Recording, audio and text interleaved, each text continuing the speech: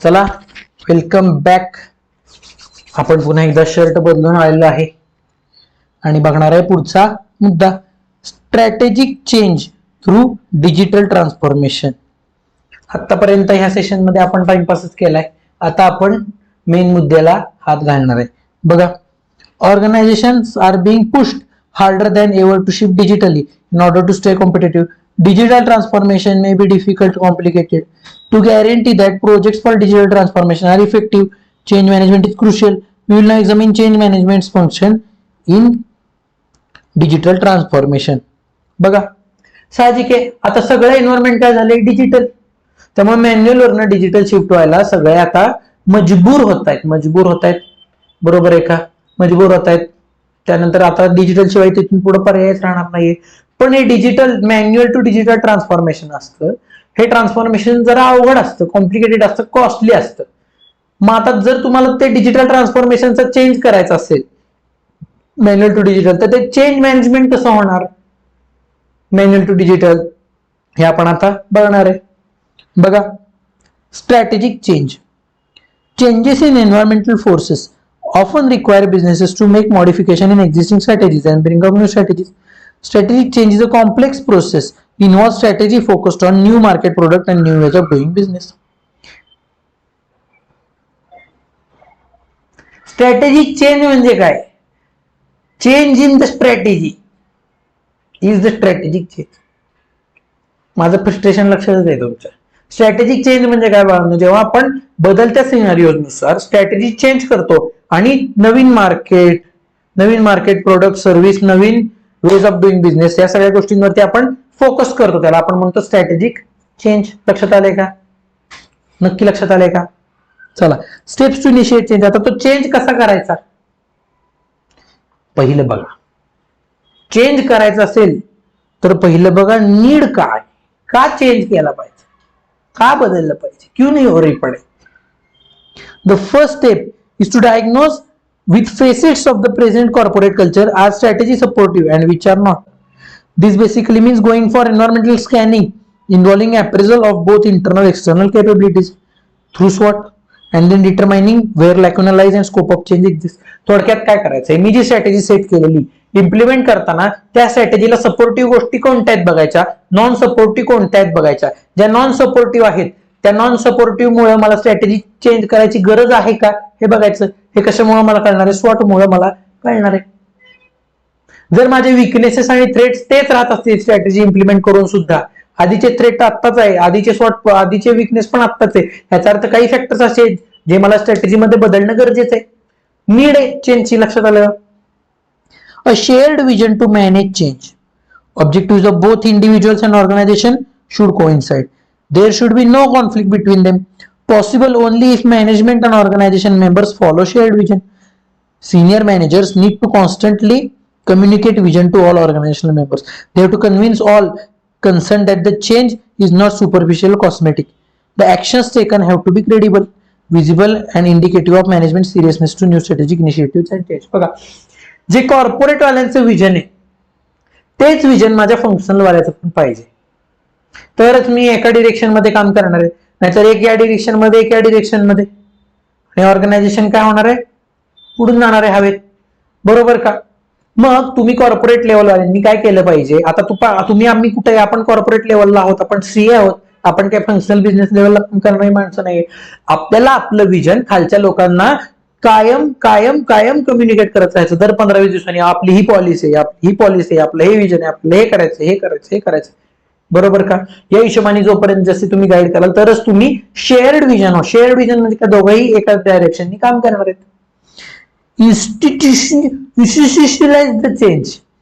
इन्स्टिट्यूशनलाइज the change. काय करायचं? Institution करायचे. This is basically an action stage which requires implementation of change strategy. Creating sustaining different attitude towards change is essential to ensure that firm does not slip back into old ways.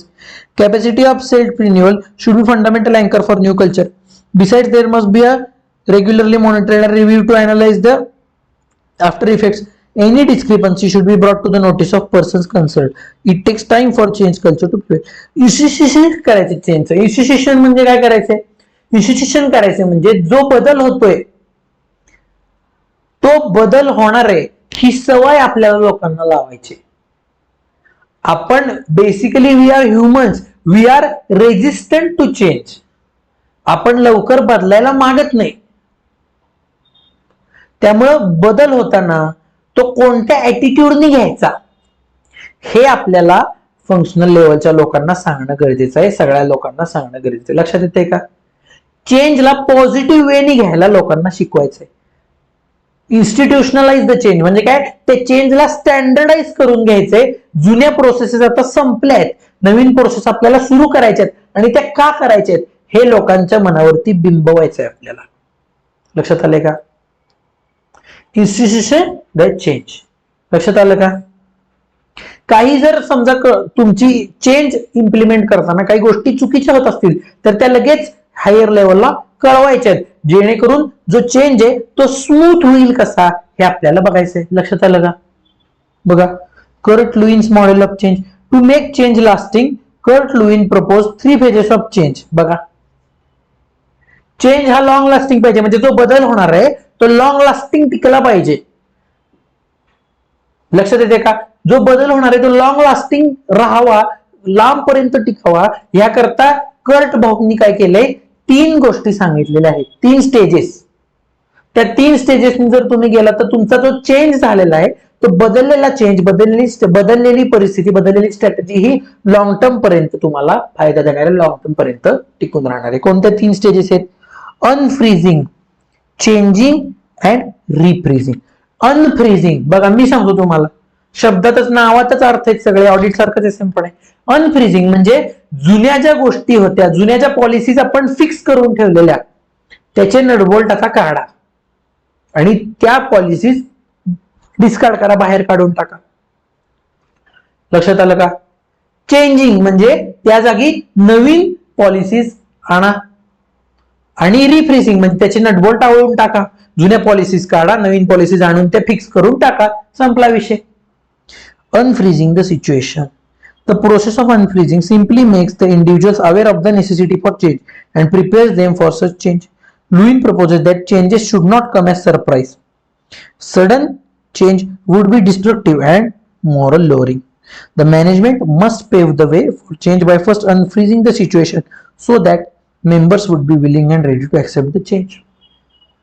Unfreezing is the process of breaking down the old attitudes, customs and traditions so that they start with a clean slate. मी सांगितलं तुम्हाला आत्ताच, nut bolt काढा, जुन्या policies बाहेर काढा, बरोबर आहे का?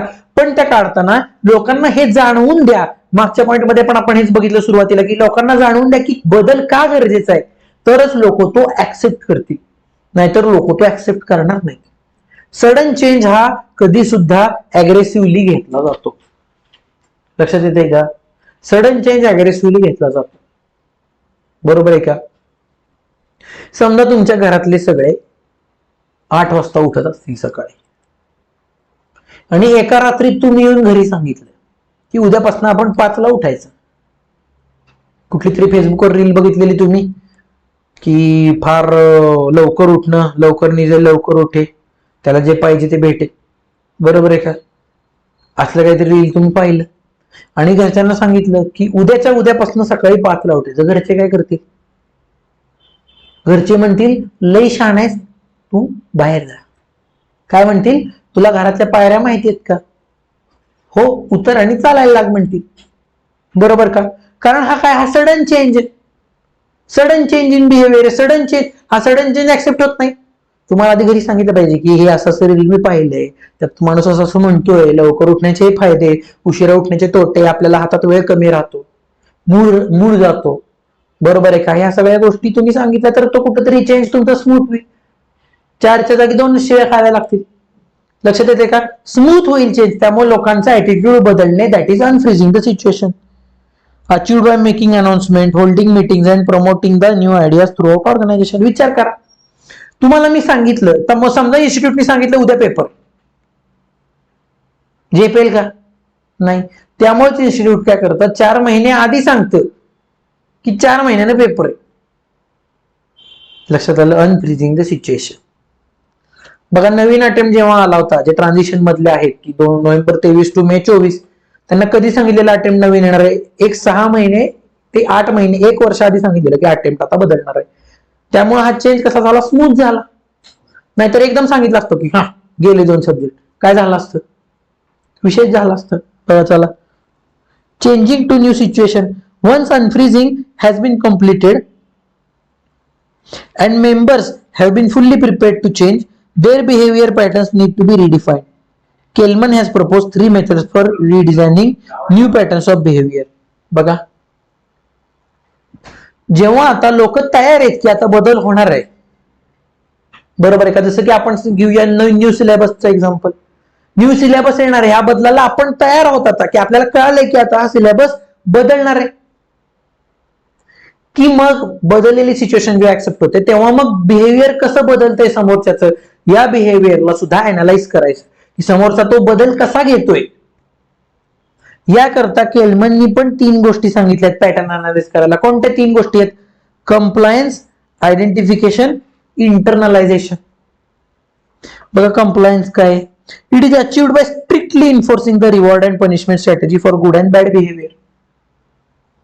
Fear of punishment seems to change behavior for the better. बघा काय करण्यात आलं, काय करण्यात आलंय सांगा मला. जर तुम्ही नवीन स्कीम ऑफ एज्युकेशन घेतली नाही तर तुम्हाला अटेम्प्ट देता येणार नाही. न्यू स्कीम ऑफ एज्युकेशन काय केली, कंपल्सरी केली. कंपल्सरी केली म्हणजे काय, स्ट्रिक्टली एन्फोर्स केलं की आता तुम्ही 6 सब्जेक्ट पास असो, 7 असो, 5 असो, 4 असो, तुम्हाला आता न्यू स्कीमला झक मारत पेपर द्यायचे. लक्षात आलं का.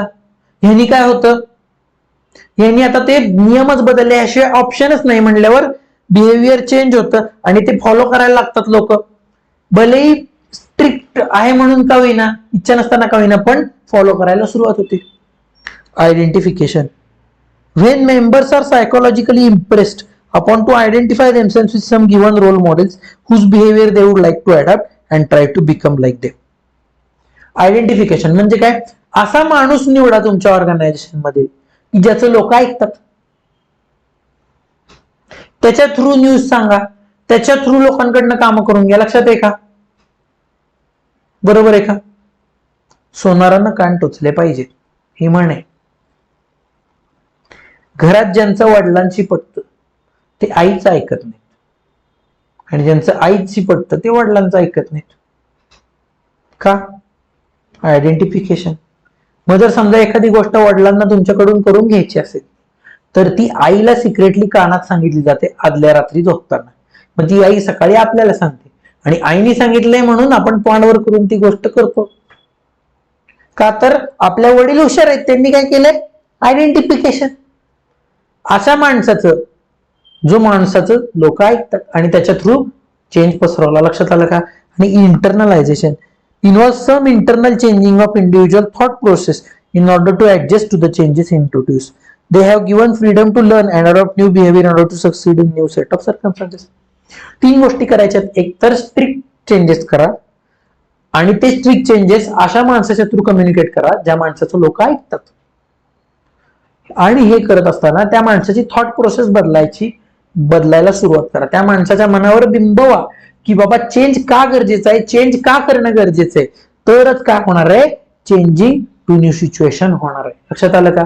सिंपल थॉट प्रोसेस चेंज करायची. आता रिफ्रीजिंग occurs when new behavior becomes normal way of life. The new behavior must replace the former behavior completely for successful and permanent change to take place. साहजिक आहे.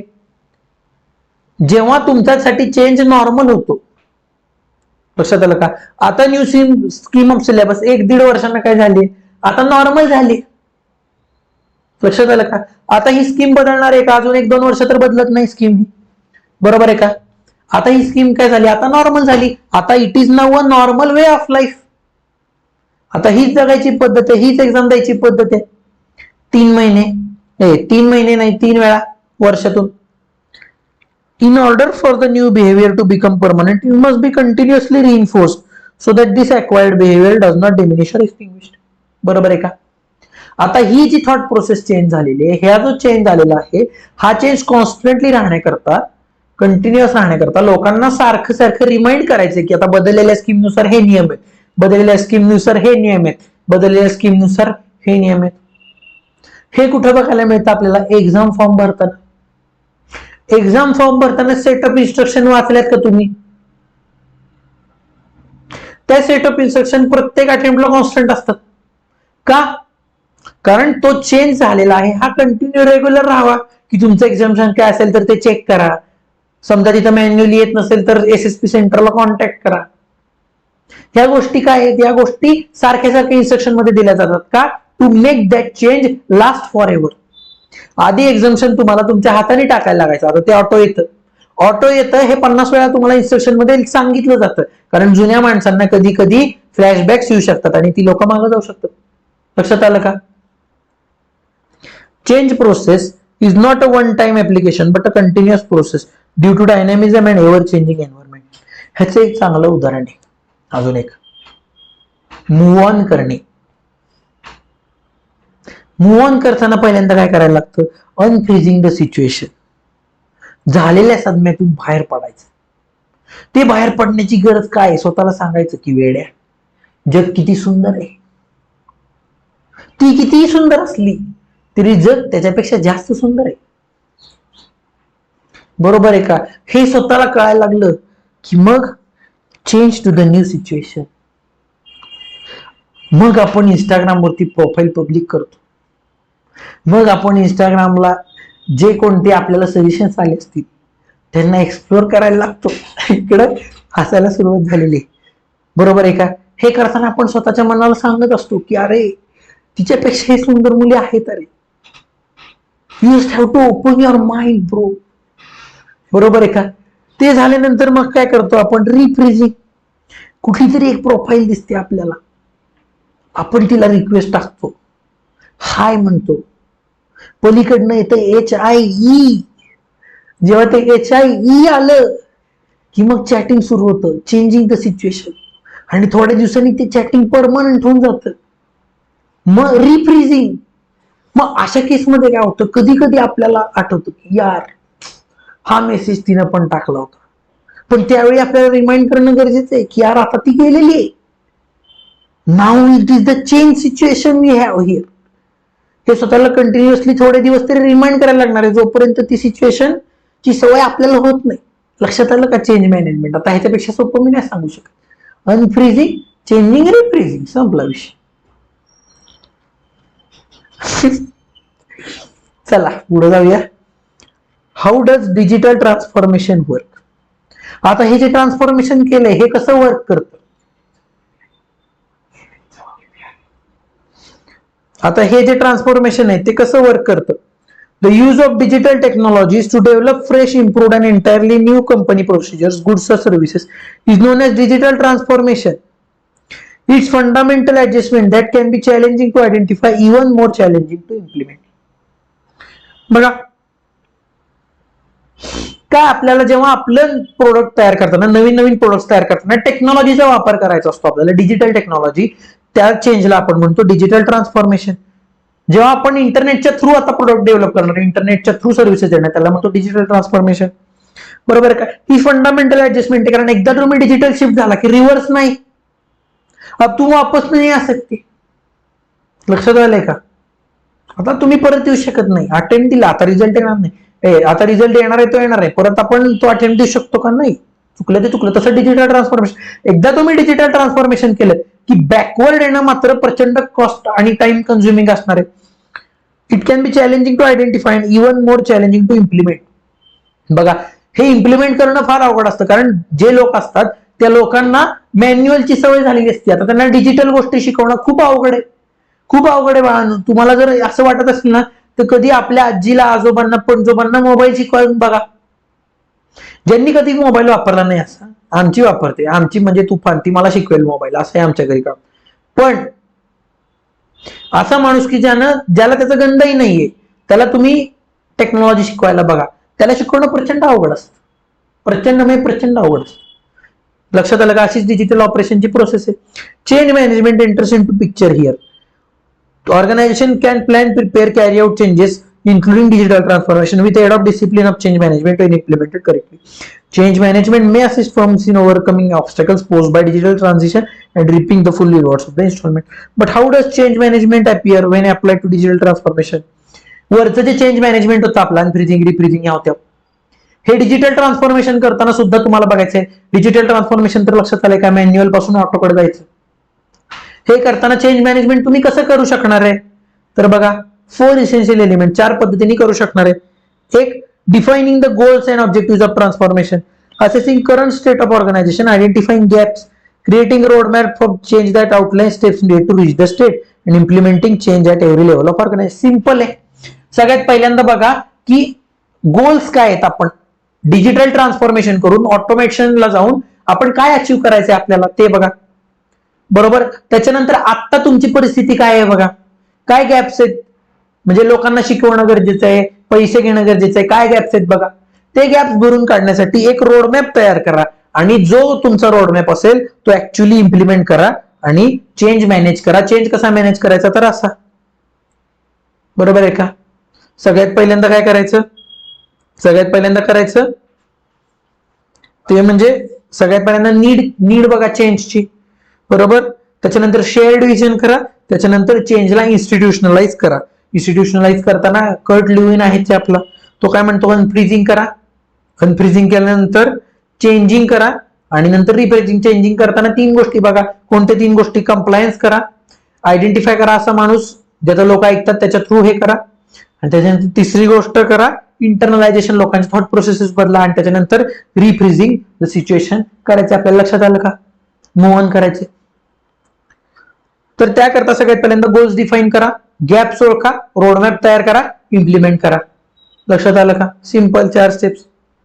To navigate a digital transformation successfully, each element is necessary, but what matters is how they collaborate to support organization in achieving their goals. बघा, जे तुम्ही change करताय, जे तुम्ही automation कडे जाताय, डिजिटल गोष्टींकडे जाताय, त्यांनी तुमची स्ट्रॅटेजी, तुमचं गोल, तुमचं ऑब्जेक्टिव्ह अचीव होणार आहे का, हेही कॉन्स्टंटली आपल्याला बघत राहायचंय. की बदल करायचा तो का करायचा, व्हाय शुड बी ऑलवेज क्लिअर. लक्षात आलं का. तर तुमचे गोल्स आणि तुमचे चेंज अलाइन राहणार आहेत आणि तुम्ही केलेला चेंज तुम्हाला मदत करणार आहे सक्सेसफुल व्हायला. How does change management work, हे चेंज मॅनेजमेंट कसं वर्क करतं. It's a process of set of tools and practices use to manage changes in organization. It assists in making changes safe और regulated manner, reducing the possibility of detrimental effects on company. Any sort of organization, including enterprise, organization, bodies, families, can utilize change management to manage changes.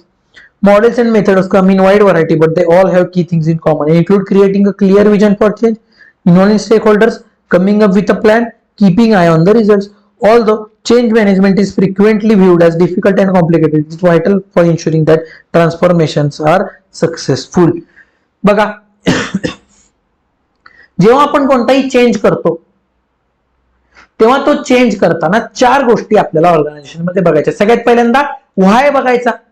व्हाय झाल्यानंतर stake होल्डर्सला involve करायचं त्यामध्ये, की change करताना लोकांची मतं घ्या, ती मतं घेऊन स्वतःचं मत वापरून एक प्लॅन तयार करा आणि तो प्लॅन इम्प्लिमेंट करा. संपल्या का 4 गोष्टी. या गोष्टी आपल्याला बघायच्या.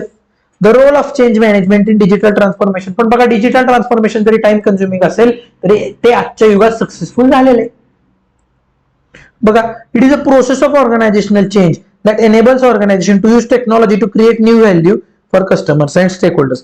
Good change management strategy necessary for successful digital transformation. Digital transformation म्हणजे काय, आता 50 वेळा मी एकच गोष्ट सांगतोय की टेक्नॉलॉजीचा वापर करून कस्टमरला, इन्व्हेस्टरला, सप्लायरला व्हॅल्यू द्या, व्हॅल्यू ऍडिशन द्यायचं टेक्नॉलॉजी वापरून. म्हणजे काय, ब्लिंकिट व्हॅल्यू देत आहे. ब्लिंकिट ही डिजिटल ट्रान्सफॉर्मेशनच आहे. आज मी जातो किराणा मालाच्या दुकानात 4 गोष्टी घेऊन येतो, त्यापेक्षा ब्लिंकिट केलं, 4 रुपये जास्त दिले तर तू घरी येऊन देतो ना मला 10 मिनिटात. Digital transformation. झोमॅटो काय आहे, Zomato is a digital transformation. Swiggy digital transformation, Ola Uber digital transformation, Amazon digital transformation. Value मिळाली ना आपल्याला. आज मला घरी बसून आपलं बूड हलवायची गरज नाही, हे सगळं मला घरात येते. बरोबर का. Change management is the process of planning, implementing, monitoring changes, provides organization in achieving objectives while reducing risk and disruption. For any organization undergoing a change management is crucial. परत तेच अनालाइज करा, इम्प्लिमेंट करा आणि evaluate करत राहा गोष्टी. बरोबर आहे का. चेंज मॅनेजमेंट, कोणताही बदल करताना तो बदल स्मूथ व्हावा याकरता त्याच्या बदलाचं मॅनेजमेंट झालं पाहिजे. सिंपल आहे. A properly implemented change management strategy help organization to बघा चेंज मॅनेजमेंट स्ट्रॅटेजीचे ऍडव्हान्टेजेस मला दिले.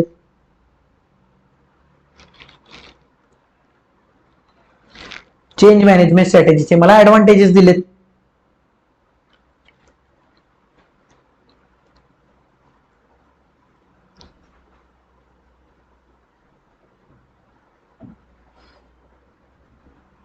चेंज मॅनेजमेंट स्ट्रॅटेजीचे ऍडव्हान्टेजेस काय आहेत बघा. Specify parameters and goals, determine which process need to be modified, make a plan for implementing, involve staff members involved in transformation process, track progress and make required course correction. आता हे steps आहेत त्याचे advantage आहे. सगळ्यात पहिल्यांदा आपल्याला काय कळतं की आपल्याला आपले गोल्स क्लिअर होतात की डिजिटल ट्रान्सफॉर्मेशन मधून आपण काय अचीव्ह होणार आहे. त्याच्यानंतर मला काय क्लिअर होतं की कुठे मला चेंजची गरज आहे, कुठे मॉडिफिकेशनची गरज आहे, त्या गोष्टी क्लिअर होतात. त्याच्यानंतर मला इम्प्रुव्हमेंट कुठं कुठं करायचे ते लक्षात येतं. इम्प्रुव्हमेंट ऍक्च्युअल होतात माझ्या. स्टाफ मेंबर इन्व्हॉल्व्ह झाल्यामुळे त्यांना एक सेन्स ऑफ बिलॉंगिंग येतो आणि मला माझी प्रोग्रेस मॉनिटर करता येते आणि मला झालेली प्रोग्रेस ऍक्च्युअली माझ्या डोळ्यांना दिसते. हे त्याचे फायदे. Crucial component is change management. परत तेच, कोणताही चेंज होताना चेंज मॅनेजमेंट गरजेची, ती स्मूथच झाली पाहिजे. लोकांना चेंज होताना आनंदाने चेंज लोकांनी त्या गोष्टी ऍक्सेप्ट केल्या पाहिजेत. बघा change management strategies for digital transformation. आता ह्या चेंज मॅनेजमेंटचे काय स्ट्रॅटेजीज आहेत आपण बघू. की ह्या चेंज मॅनेजमेंट आपण म्हणतो की चेंज मॅनेज करायचा, तो कसा मॅनेज करायचा. One of the most important area is change management. परत तेच, businesses nowadays increasingly find themselves responsible for managing more than simply their staff, clients and products. Additionally, they are handling introduction to new technology, unexpected emergence of market opportunity, changes in customer preferences, interact and hold to. Essence in modern firms must be able to manage change. They must modify their techniques in order to achieve. थोडक्यात काय, जेव्हा technology change करत असतो तेव्हा आपण at a time बऱ्याच गोष्टींशी deal करत असतो. चेंजिंग एन्व्हायरमेंटशी डील करत असतो, कस्टमर्सच्या प्रेफरन्सशी डील करत असतो, आपल्या इंटरनल गोष्टींशी डील करत असतो, फायनान्सेसशी डील करत असतो. सो जेव्हा आपण चेंज करत असतो तेव्हा बऱ्याच गोष्टी चेंजेस होतात. तो चेंजेस स्मूथ व्हायला पाहिजेत म्हणून आपल्याला प्रयत्न करायचे आहेत. 5 बेस्ट प्रॅक्टिसेस दिल्यात आपल्याला चेंज करायच्या. Begin at the top. सगळ्यात पहिल्यांदा कॉर्पोरेट लेवलवाल्यांनी बदल करा. साहजिक आहे ना बाळांनो, फंक्शनल लेवल तर शेवटच बदलणार ना. वरनं खाली डिसिजन्स तुमचे फ्लो होत असतील तर तुम्हाला आधी वर बदल केला पाहिजे. Begin at the top. Focus invested united leadership is reflected in change that begins at the top. Culture that will motivate the rest of the organization to accept change can be only generated, promoted this way. सोपं आहे. सगळ्यात पहिल्यांदा जर top management बदललं तर हळूहळू बदल accept होणार आहेत खालच्यांना. बरोबर आहे का. जर तुमचे शिक्षक तुम्हाला क्लास टायमिंग 8चं देत असतील तर आधी त्यांनी स्वतः 8 वाजता यायला सुरुवात केली पाहिजे, तरच पोर 8 वाजता येणार. आता पोर 8ला येणार आहेत का. नाही. जर कळालं की हा बाबा सर येतच नाही 8:30-9 वाजेपर्यंत, पोर पण 9 वाजेपर्यंत येणार आहेत. So change must begin at the top level. Ensure that change is both necessary and desired. The fact that decision makers are unaware of how properly handle digital transformation and the effects it will have on their firm is one of the main cause. If corporation doesn't have sound strategy, introducing too much too fast can frequently major issue down the road. बघा, तुम्ही स्वतः ensure करायचं top मॅनेजमेंटने की change हा गरजेचा आहे आणि लोकांना चेंज व्हायची इच्छा आहे. लक्षात घ्या, फास्ट चेंजला कोण मान्य करत नाही. चेंज हा हळूहळू इम्प्लिमेंट करायला लागतो. बरोबर आहे का. कसं लोकांना इम्प्लिमेंट करायचे चेंज, की आधी लोकांना सांगायचं की आता क्लासचं टायमिंग 8 वाजताचं सकाळचं आहे. बरोबर. आणि जो 8 वाजता येणार नाही त्यानं सगळ्या क्लासला पार्टी द्यायची. असं म्हणलं की जग मारत लोक 8 वाजता यायला सुरुवात करतात. मग लोक चेंज डिझायर करतात. मी उशिराला तुम्ही पार्टी देईन असं म्हणायचं आणि म्हणलं तर पार्टी द्यायची. लक्षात आलं का. या गोष्टी महत्वाच्या. तसंच जसं चेंज जेव्हा होत असतो तेव्हा एकदम सगळा फास्ट चेंज केला तर लोकांना झेपत नाही. बरोबर आहे का. फॉर एक्झाम्पल काय, आज मी सांगितलं, समजा आज घरी सांगितलं, जसं मगाचं उदाहरण होतं, आज मी घरी सांगितलं की आपण उद्याच्या उद्या सकाळी 8ला उठायचं, सकाळी 5ला उठायचं. उठणार आहे का कोण. नाही. हळूहळू करायचं की दुसऱ्या दिवशी म्हणायचं 7:30ला उठू, 7ला उठू, 6ला उठू. सवय करत करत हळूहळू चेंज दिला तर तो स्मूथली ट्रान्झिशन होतो. लक्षात आलंय का. गरजेचं आहे का एक्सप्लेनेशन अजून. चला. Reduce disruption. reduce the disruption. Employee perception of what is required or desirable can differ by department, rank, or performance history. It is crucial to lessen how changes affect staff. The introduction of new tactics or technologies intended to improve management causes employee concern about change. It is possible to reduce workplace disruption by. बघ काय होतं, जेव्हा तुम्ही एम्प्लॉईजला सांगता की आता टेक्नॉलॉजीचा change होणार आहे, तेव्हा एम्प्लॉईजचे रिएक्शन्स चेंज होतात. जे एम्प्लॉईज इंथुझियास्टिक असतात ते चेंज लगेच ऍक्सेप्ट करतात. जे इंथुझियास्टिक नसतात ते चेंजेस डिनाय करायचा प्रयत्न करतात.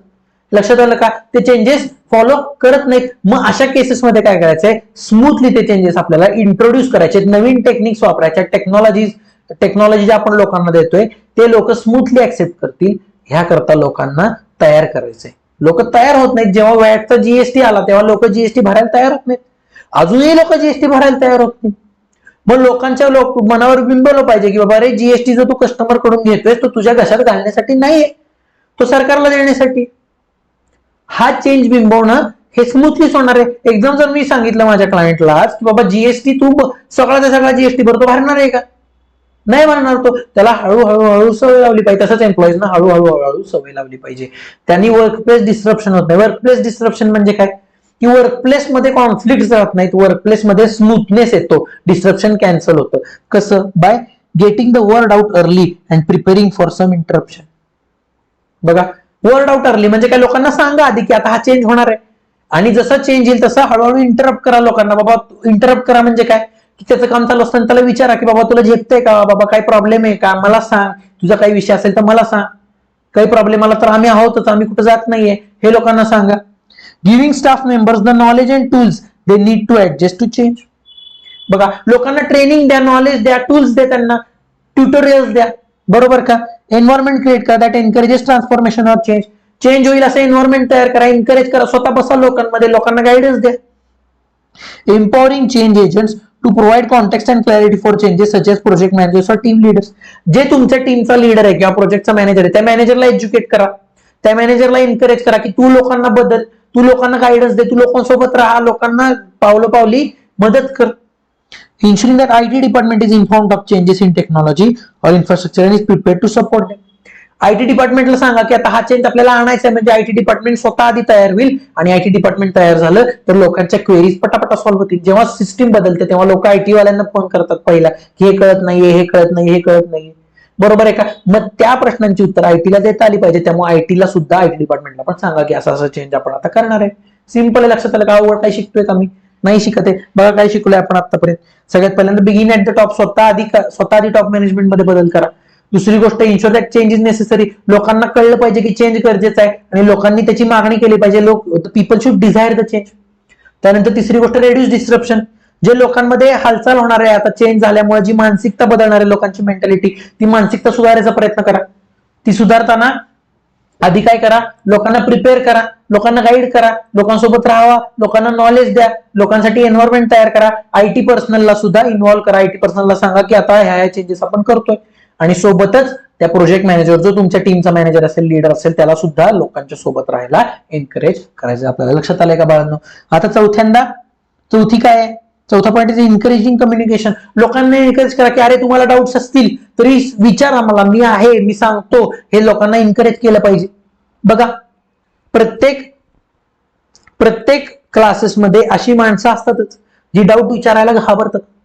तसंच प्रत्येक ऑर्गनायझेशन मध्ये काही लोक असतात जी डाऊट आलं, कुठं अडकली तर विचारायला घाबरतात लोकांना. मग त्यांची भीती दूर करायचा प्रयत्न करा, कम्युनिकेशन एनहान्स करा, लोकांची फ्रेंडली बोला की बाबा हा चेंज आहे, मलाही डाऊट्स येतात तर तुला तर येणं साहजिकच आहे. लक्षात आलं का? Encourage departmental collaboration to propagate ideas and innovations as new procedures take root. बघा, नवीन प्रोसिजर तुम्ही आणताय तर त्यात काही चेंजेस हवेत का, त्यात काही इनोव्हेशन करू शकतो, याकरता प्रत्येक department, finance, sales, marketing, inventory, purchase, सगळ्यांना बसवा, सगळ्यांचे थॉट्स घ्या, इनपुट्स घ्या. Communication promotes efficiency and has the power to influence culture just like your vision. बघा, जेव्हा एखाद्या डिपार्टमेंट मधल्या माणसाला विचारलं जातं तेव्हा त्याच्या मनात एक भावना येते की यार आपलं मत पण विचारात घेतलं जाते. लक्षात येते का? आपलं मत विचारात घेतलं जाते म्हणल्यावर माणसं अडॉप्ट करतात चेंजला पटकन. The people who will be affected the most are reassured that they are not in danger through effective communication which keeps everyone on the same page. बघा, जे लोक टेक्नॉलॉजिकली बॅकवर्ड आहेत त्यांना भीती वाटत असते की आता माझा जॉब जाईल का, काही प्रॉब्लेम येणार आहे का, तर त्यांची भीती दूर करा की यार आम्ही आहोत. त्यांना ज्यांना वाटतं की आपण डेंजरमध्ये आहोत त्यांना कळवा की यार तुम्ही डेंजरमध्ये नाहीये, सगळं सेफ आहे, साऊंड आहे. लक्षात आलं का? Recognize that change is a norm, not the exception. Change readiness may be defined as the ability to continuously initiate and respond to change in ways create advantage, minimize risk, sustain performance. In order to keep up with the customers, business also adapt their operations. They must prepare for change in advance and expect them. It may run into difficulties because change is not a project but rather than an ongoing process. बघा, recognize that change is a norm म्हणजे काय? Change हा गरजेचा आहे. काळ बदलतोय आणि बदलत्या काळानुसार आपल्यालाही बदलणं गरजेचं आहे. आपण बदललं नाही तर आपण काही एक्सेप्शन नाही. अख्खी दुनिया बदलते, आपल्यालाही बदलावं लागणार आहे. आपल्याला आपले थॉट्स चेंज करावे लागणार आहेत, नाहीतर आपण मागं पडणार आहे. सो ह्या गोष्टी सुद्धा आपल्याला डोक्यात आपल्याही ठेवायच्यात आणि लोकांनाही कम्युनिकेट करायच्यात. कळली का चेंज मॅनेजमेंटची प्रोसेस? सिंपल आहे. बघा काय प्रोसेस आहे. सगळ्यात पहिल्यांदा मला काय करायचंय? सगळ्यात पहिल्यांदा मला करायचंय टॉप मॅनेजमेंट पासून सुरुवात करायची. चेंज हा नेसेसरी आहे, लोकांना कळवायचं आहे आणि लोकांना चेंज आवडला पाहिजे या हिशोबाने चेंज करायचंय. त्यानंतर जी काय अस्ताव्यस्त होणारे सिच्युएशन ते डिस्ट्रप्शन कमी करायचंय. ते डिस्ट्रप्शन कमी केल्यानंतर कम्युनिकेट करायचे. जे डेंजरमध्ये आहेत असं ज्यांना वाटतं त्यांना सांगा की तुम्ही डेंजरमध्ये बाळगणार नाहीये. आणि पाचवी गोष्ट, आपल्या सगळ्यांना हे डोक्यात ठेवायचंय, आपल्याला आणि आपल्या लोअर लेवलच्या माणसांना, की चेंज हा मस्ट आहे. It is not an exception, not an option, but change is a must. लक्षात आलंय का? सोपं, एकदम simple. Star market change management प्रोसेसला. How to manage change during digital transformation. आता हा चेंज मॅनेज कसा करायचा? बघा, may find work of digital transformation challenging and overwhelming. To ensure it is effective, management is necessary. Pointers for navigating change during transformation. बघा, जेव्हा transformation होतंय, वरचं जेव्हा चेंज होतोय तेव्हा कोणत्या गोष्टी आपल्याला बघायच्या आहेत? Specify the transformation AIIMS and objective. परत तेच, एम ठरवा, ऑब्जेक्टिव्ह ठरवा. का तुम्ही ट्रान्सफॉर्मेशन करताय ते बघा. It will be easier to make sure everyone is on the same page. माझे गोल्स आणि ज्युनियरचे गोल्स मॅच होत आहेत का बघायचंय. बरोबर आहे का? सिंपल. ते जर सेम असतील गोल्स तर साहजिक आहे की माझं चेंज पटकन होणार आहे. जर एक वेगळ्या डायरेक्शन मध्ये काम करतो, एक वेगळ्या डायरेक्शन मध्ये काम होतं, तर माझं काम पूर्ण होणार आहे का? होऊ शकणार नाही. Always always always communicate. तेच आहे. लोकांशी कम्युनिकेट करा. टाइम टू टाइम असिस्टन्स द्या लोकांना. धीर देत राहा. Ensure that you routinely discuss objective and how they will affect stakeholders during including employ, client and other parties. प्रत्येकाला कम्युनिकेट करा की आता जो आपण बदल करणार आहे त्या बदलांनी काय विषय होणार आहेत. बरोबर आहे का? बरोबर आहे का? सांगा. जसं की जेव्हा व्हॉट्सअपच्या पॉलिसीज चेंज होतात तेव्हा व्हॉट्सअप 2-3 वेळा आपल्याला कळवतो. कधी कधी डायरेक्ट मेसेज करतं. बरोबर आहे का? प्ले स्टोअरच्या खाली अपडेट करताना लिहिलेलं असतं. स्टेटसला टाकतं व्हॉट्सअपच्या की आता काय चेंज होणार आहे. ते कायम आपल्याशी कम्युनिकेट करत असतात की आता बदलणार आहे. लक्षात आलं का? Simple. Be ready for resistance. Even change is for the better. It can be challenging for people to embrace it. Have strategy in place for dealing with resistance that may arise. बघा, साहजिक काही लोक असतील ज्यांना तो change जड जाणार आहे. मग ज्यांना चेंज जड जातोय त्यांचं जड जाणं ते कमी करण्याकरता स्ट्रॅटेजीज करा, प्लॅन तयार करा, टेक्निक्स वापरा. बरोबर आहे का? लक्षात आलं का? बोनसचं टेक्निक करा किंवा आपण सांगितलं कंपल्शन करा. ह्या काही टेक्निक्स आहेत. लक्षात आलं का? ज्या रेजिस्टन्स म्हणजे बदलाला जो विरोध होतो तो विरोध कमी करण्यासाठी टेक्निक आहे. त्या टेक्निक्स वापरा. Implement changes gradually. परत तेच, एकदम चेंज नका करू, हळूहळू बदल करा. कारण हळूहळू केलेला बदल स्मूथली लोक ऍक्सेप्ट करतात, धाडदिशी केलेला बदल ऍक्सेप्ट करत नाहीत. याचे एक्झाम्पल मी तिसऱ्यांदा देणार नाही. लक्षात आलं का? Changes should ideally be implemented gradually rather than all at once in order to avoid overwhelming individuals with too much change. This will give people time to become used to the new way of doing things. लक्षात आलं का? काय होतं, लोकांना जेव्हा वेळ देतो आपण तेव्हा हळूहळू गोष्टी स्मूथली घडून येतात. लक्षात येते का? लक्षात आहे का? जसं की तुम्हाला आता मी एक छोटस गोष्ट सांगतो का, तर हा पॉईंट संपत आलाय, आजचं सेशन संपत आलंय. एक छोटं उदाहरण सांगतो. जेव्हा तुमची एखाद्याशी कडाक्याची भांडणं झालेली असतात, इतकी की आता पार फाटलेलंच आहे सगळं, तेव्हा डायरेक्ट जाऊन त्याच्या खांद्यावर हात टाकला तर त्याला झेपत नाही, तो हात झटकून टाकेल तुमचा. याकरता काय केलं पाहिजे? हळूहळू त्या माणसाला वेळ दिला पाहिजे बदलाचा. जेव्हा तुम्ही एखाद्या माणसाशी परत कम्युनिकेशन चालू करता तेव्हा त्याला वेळ द्या. त्याला ते प्रोसेस करू देत की आता हा माणूस आता आलाय परत, त्याला आपल्याला क्षमा करायला थोडा वेळ दिला पाहिजे. लक्षात आलं का? हे आयुष्याचं ज्ञान मी दिलं आता तुम्हाला, बरोबर आहे का? जसं की मगाचं मूव ऑन वालं होतं, इंस्टाग्रामला रिक्वेस्ट टाकलेली आपण, डायरेक्ट HIE ला डायरेक्ट आपण जर टाकलं प्रपोजल, काय प्रपोजल टाकलं कि दिल में मेरे ख्वाब तेरे तस्वीरें जैसे हो दीवारों में, गुलाबी आंखें जो तेरी देखी, बरोबर आहे का? डायरेक्ट ब्लॉक होणार आहे आपण. हाय नंतर मग कशी हाय, काय हाय, मग गुड मॉर्निंग, गुड आफ्टरनून, मग जेवलीस काय, स्मूथ दुधात साखर मिसळल्यासारखं मिसळलं पाहिजे. लक्षात आलं का? तसंच जसा चेंज आहे तो चेंज हा दुधात साखर मिसळल्यासारखा इम्प्लिमेंट झाला पाहिजे, ग्रॅज्युअल झाला पाहिजे, हळूहळू झाला पाहिजे, समोर त्याला धक्का नाही बसला पाहिजे. लक्षात आलं का? बघा उदाहरणं देतोय, उदाहरणं, नाहीतर जाल म्हणाल CA प्रोफेसर म्हणलाय टाकाले HIE, नको. लक्षात आलं का? जायचं पुढं. Last point, offer assistance and training. Workers will need guidance in new procedure, software application etcetera. लोकांना गायडन्स दिलं पाहिजे, असिस्टन्स द्या लोकांना ट्रेनिंग द्या टाइम टू टाइम, लोकांचे रिव्ह्यूज घ्या, रिपोर्ट्स घ्या, मीटिंग्स घ्या मंथली. त्या मीटिंग मध्ये काय इश्यूज आहेत ते बघा, त्या इश्यूजचे ट्रेनिंग द्या. लक्षात आलं का? सिंपल आहे. सो बघा 5 गोष्टी कोणत्या? पहिले ऑब्जेक्टिव्ह डिफाईन करा, ते कम्युनिकेट करा सगळं, त्याच्यानंतर रेजिस्टन्स साठी तयार राहा, रेजिस्टन्स कमी करण्याकरता टेक्निक्स वापरा. चौथी गोष्ट, हळूहळू चेंज इम्प्लिमेंट करा, आणि तो चेंज इम्प्लिमेंट करताना असिस्टन्स द्या लोकांना, ट्रेनिंग द्या. असं आपण करणार डिजिटल एन्व्हायरमेंटला चेंज मॅनेजमेंट म्हणजे मॅन्युअल टू डिजिटल ट्रान्सफॉर्मेशन. लक्षात आलंय का? In conclusion, effective completion of the massive project known as digital transformation depends on meticulous planning and change management. Efforts are more likely to fail without change management. Can successfully integrate a new digital system by planning for and managing the changes must take place. Any project involving digital transformation must include it. लक्षात आलंय का? प्रत्येक ठिकाणी change management झाली पाहिजे. धाडदिशी change आणण्यापेक्षा तो हळूहळू आणला पाहिजे. चेंज मॅनेजमेंट केल्याशिवाय तुमचं ट्रान्सफॉर्मेशन व्यवस्थित होणार नाही, आणि झालं तरी ते व्यवस्थित रिझल्ट देणार नाही. लक्षात आलं का? या पद्धतीने आपल्याला चेंज मॅनेजमेंट करायचं आहे. ओके, लक्षात आलंय? आजचं सेशन थोडंसं थिअरॉटिकलच होतं. आता इथून पुढे पण जरा इंटरेस्टिंग थोडंफार आता पार्ट शिल्लक आहे, पण हा चॅप्टर किती रटाळ वाटत असला तरी तो इम्पॉर्टंट आहे. लक्षात आलंय का? त्यामुळे आता हा पुढचा पॉईंट आहे मोठा, हा पॉईंट आपण नेक्स्टच्या एका सेशन मध्ये डिस्कस करणार आहोत, आणि शेवटचा 5वा पॉईंट हा त्याच्यापेक्षा पुढच्या सेशनला डिस्कस करणार आहोत. लक्षात आलं का? ओके, आपण आता सिलेबसच्या एंडच्या पण एंडला पोहोचलेलो आहे. ओके, चलो signing off for this session. भेटूयात आपण नेक्स्ट सेशनला. Bye bye, take care. Hello everyone. चला आता आपण आपल्या चॅप्टरच्या एंडला येऊन पोहोचलेलो आहोत, आणि आता आपल्याला जे आपण मागच्या वेळेस बघितलेले चेंज मॅनेजमेंट, डिजिटल ट्रान्सफॉर्मेशन, त्याच्यानंतर आता उरलेले चॅप्टर्स आपल्याला उरलेले टॉपिक्स कव्हर करायचे, आणि आज हा आपला चॅप्टरला आणि आपल्या सिलेबसला आपण टाटा करणार आहे. So without wasting any time, let's go.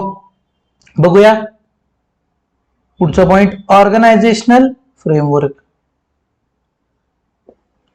Organizational framework. McKinsey 7S model refers to a tool that analyzes companies' organizational design.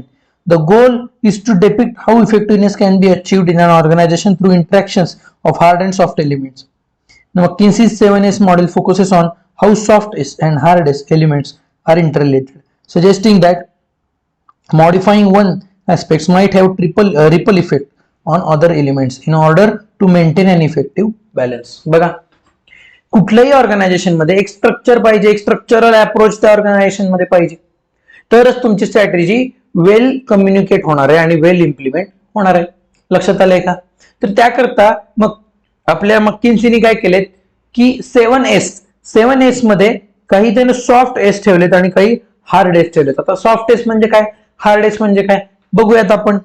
बघूया. Hard elements are strategy. What steps does the company intend to take to address current and future challenges? थोडक्यात S म्हणजे strategy. आता strategy म्हणजे काय ते मी परत सांगणार नाही, स्ट्रॅटेजीवरच आपलं आतापर्यंत सगळं डिस्कशन झालेलं होतं. Structure, how work is divided, how to different departments work and collaborate. बरोबर का? स्ट्रक्चर काय, top level, middle level, bottom लेवलचं डिपार्टमेंट आहेत का, प्रत्येकाला ऑथॉरिटी काय, रिस्पॉन्सिबिलिटी काय, आणि दोघांचं प्रत्येकाचं एकमेकांसोबतचं कोऑर्डिनेशन व्यवस्थित आहे का. Systems, which formal and informal process is the company structure based on. बरोबर आहे का? सिस्टीम काय आहे तुमच्या ह्याच्यात, फॉर्मली जर समजा मला आज काही कंप्लेंट आहे तर ती कंप्लेंट मला कशी रेस करता येते, कुणापाशी जायचंय मला कंप्लेंट रेस करायला, किंवा मला एखादा म्हणजे समजा अगदी छोट्या गोष्टीपासून मला सुट्ट्या मागायच्या तर त्या कुणाकडे मागायच्या, सिस्टीम काय आहे का फॉर्मल इनफॉर्मल. आणि सॉफ्ट एलिमेंट्स आहेत 4 जे की शेअर्ड व्हॅल्यूज. आता काल यावर आपलं खूप डिस्कशन झालेलं मागच्या सेशनला. शेअर्ड व्हॅल्यूज म्हणजे काय, तुमचे गोल्स, तुमच्या व्हॅल्यूज आणि तुमच्या एम्प्लॉईजच्या व्हॅल्यूज हे अलाइन पाहिजे. What is the idea organization subscribes to, is the idea communicated to others. बघा जर आयडिया बाकीच्यांना माहित असेल तर तुमच्या आणि ऑर्गनायझेशनचे गोल्स हे सेम राहणार आहेत, बरोबर आहे का. Staff, this elements refers to employees development and relevant processes, performance, feedbacks, programmes etcetera. स्टाफला ट्रेनिंग देताय का, स्टाफकडनं फीडबॅक घेताय का, स्टाफचे परफॉर्मन्सेस कसे काय आहेत, या सगळ्या गोष्टी या स्टाफमध्ये येतात. Skill, what is the company's base of skills and competencies, म्हणजे तुमच्या कंपनीला एम्प्लॉईज कडनं काय काय कॉम्पिटन्सी, काय स्किल्स एक्सपेक्टेड आहेत. लक्षात आलं का. Style, this depicts the leadership style and how it influences the strategic decisions of the organization. म्हणजे लीडरशिपची स्टाईल काय आहे तुमच्या, म्हणजे काय आहे लीडरशिपची स्टाईल, म्हणजे काय की तुमचा लीडर सगळ्यांना समजून घेऊन चालतो का, का हिटलर आहे तुमचा लीडर, बरोबर आहे का. हुकुमशाही आहे का लोकशाही आहे तुमच्या ऑर्गनायझेशन मध्ये. बघूया. Hard elements are directly controlled by the management. Following elements are hard elements. परत आपण तेच एलिमेंट्स बघणार आहे. स्ट्रॅटेजी, आता स्ट्रॅटेजी म्हणजे काय, it is a direction of organization, blueprint to build on core competency and achieve competitive advantage, to drive margins and lead the industry. हे आपण स्ट्रॅटेजी बघितली. आपण स्ट्रॅटेजी मध्ये काय करतो आपण, strategy is the path, direction for achieving competitive advantage and lead the industry and earn more profits. Structure depends upon availability of resources. It chooses from available alternatives of organizational structures. बघा. आणि decentralisation, तुमच्या ऑर्गनायझेशनचं structure काय, centralise आहे का, म्हणजे सगळे decisions एका ठिकाणून घेतले जातात का डिसेंट्रलाइज आहे. डिसेंट्रलाइज म्हणजे काय, प्रत्येक डिव्हिजनचे डिसिजन्स तिथे इंडिव्हिज्युअल डिव्हिजन्स घेतात का. आता हे कोणावर डिपेंड करतं, रिसोर्सेस वरती आणि अवेलेबल स्ट्रक्चर मध्ये तुम्ही काय चूज करता अल्टरनेटिव्ह मध्ये, त्याच्यावरती. लक्षात आलंय का. एक्सप्लेनेशन पाहिजे का जास्त, पाहिजे असेल तर मी युट्यूबला टेलिग्रामला असतोच, कुठं जात नाही मी. Systems, the development of daily task, operations and teams to execute the goals in most efficient and effective manner. System काय तुमच्याकडे, रिपोर्टिंगची, मी म्हणलं छोट्यातल्या छोट्या गोष्टीची, सुट्टी मागण्यापासूनच्या सगळ्या तुमच्या ऑर्गनायझेशन मध्ये काय काय प्रोसेस आहेत त्या मला पाहिजे तिथं. The soft elements are difficult to define as they are more governed by the culture. Soft elements हे कल्चर ड्रिव्हन असतात. तुमच्या ऑर्गनायझेशन मध्ये कल्चर काय आहे, वातावरण काय आहे, त्यावरती सॉफ्ट एलिमेंट्स ठरतात. But these are equally important in determining success as well as growth. बरोबर आहे का. हे सगळे महत्वाचे आहेत. बघा.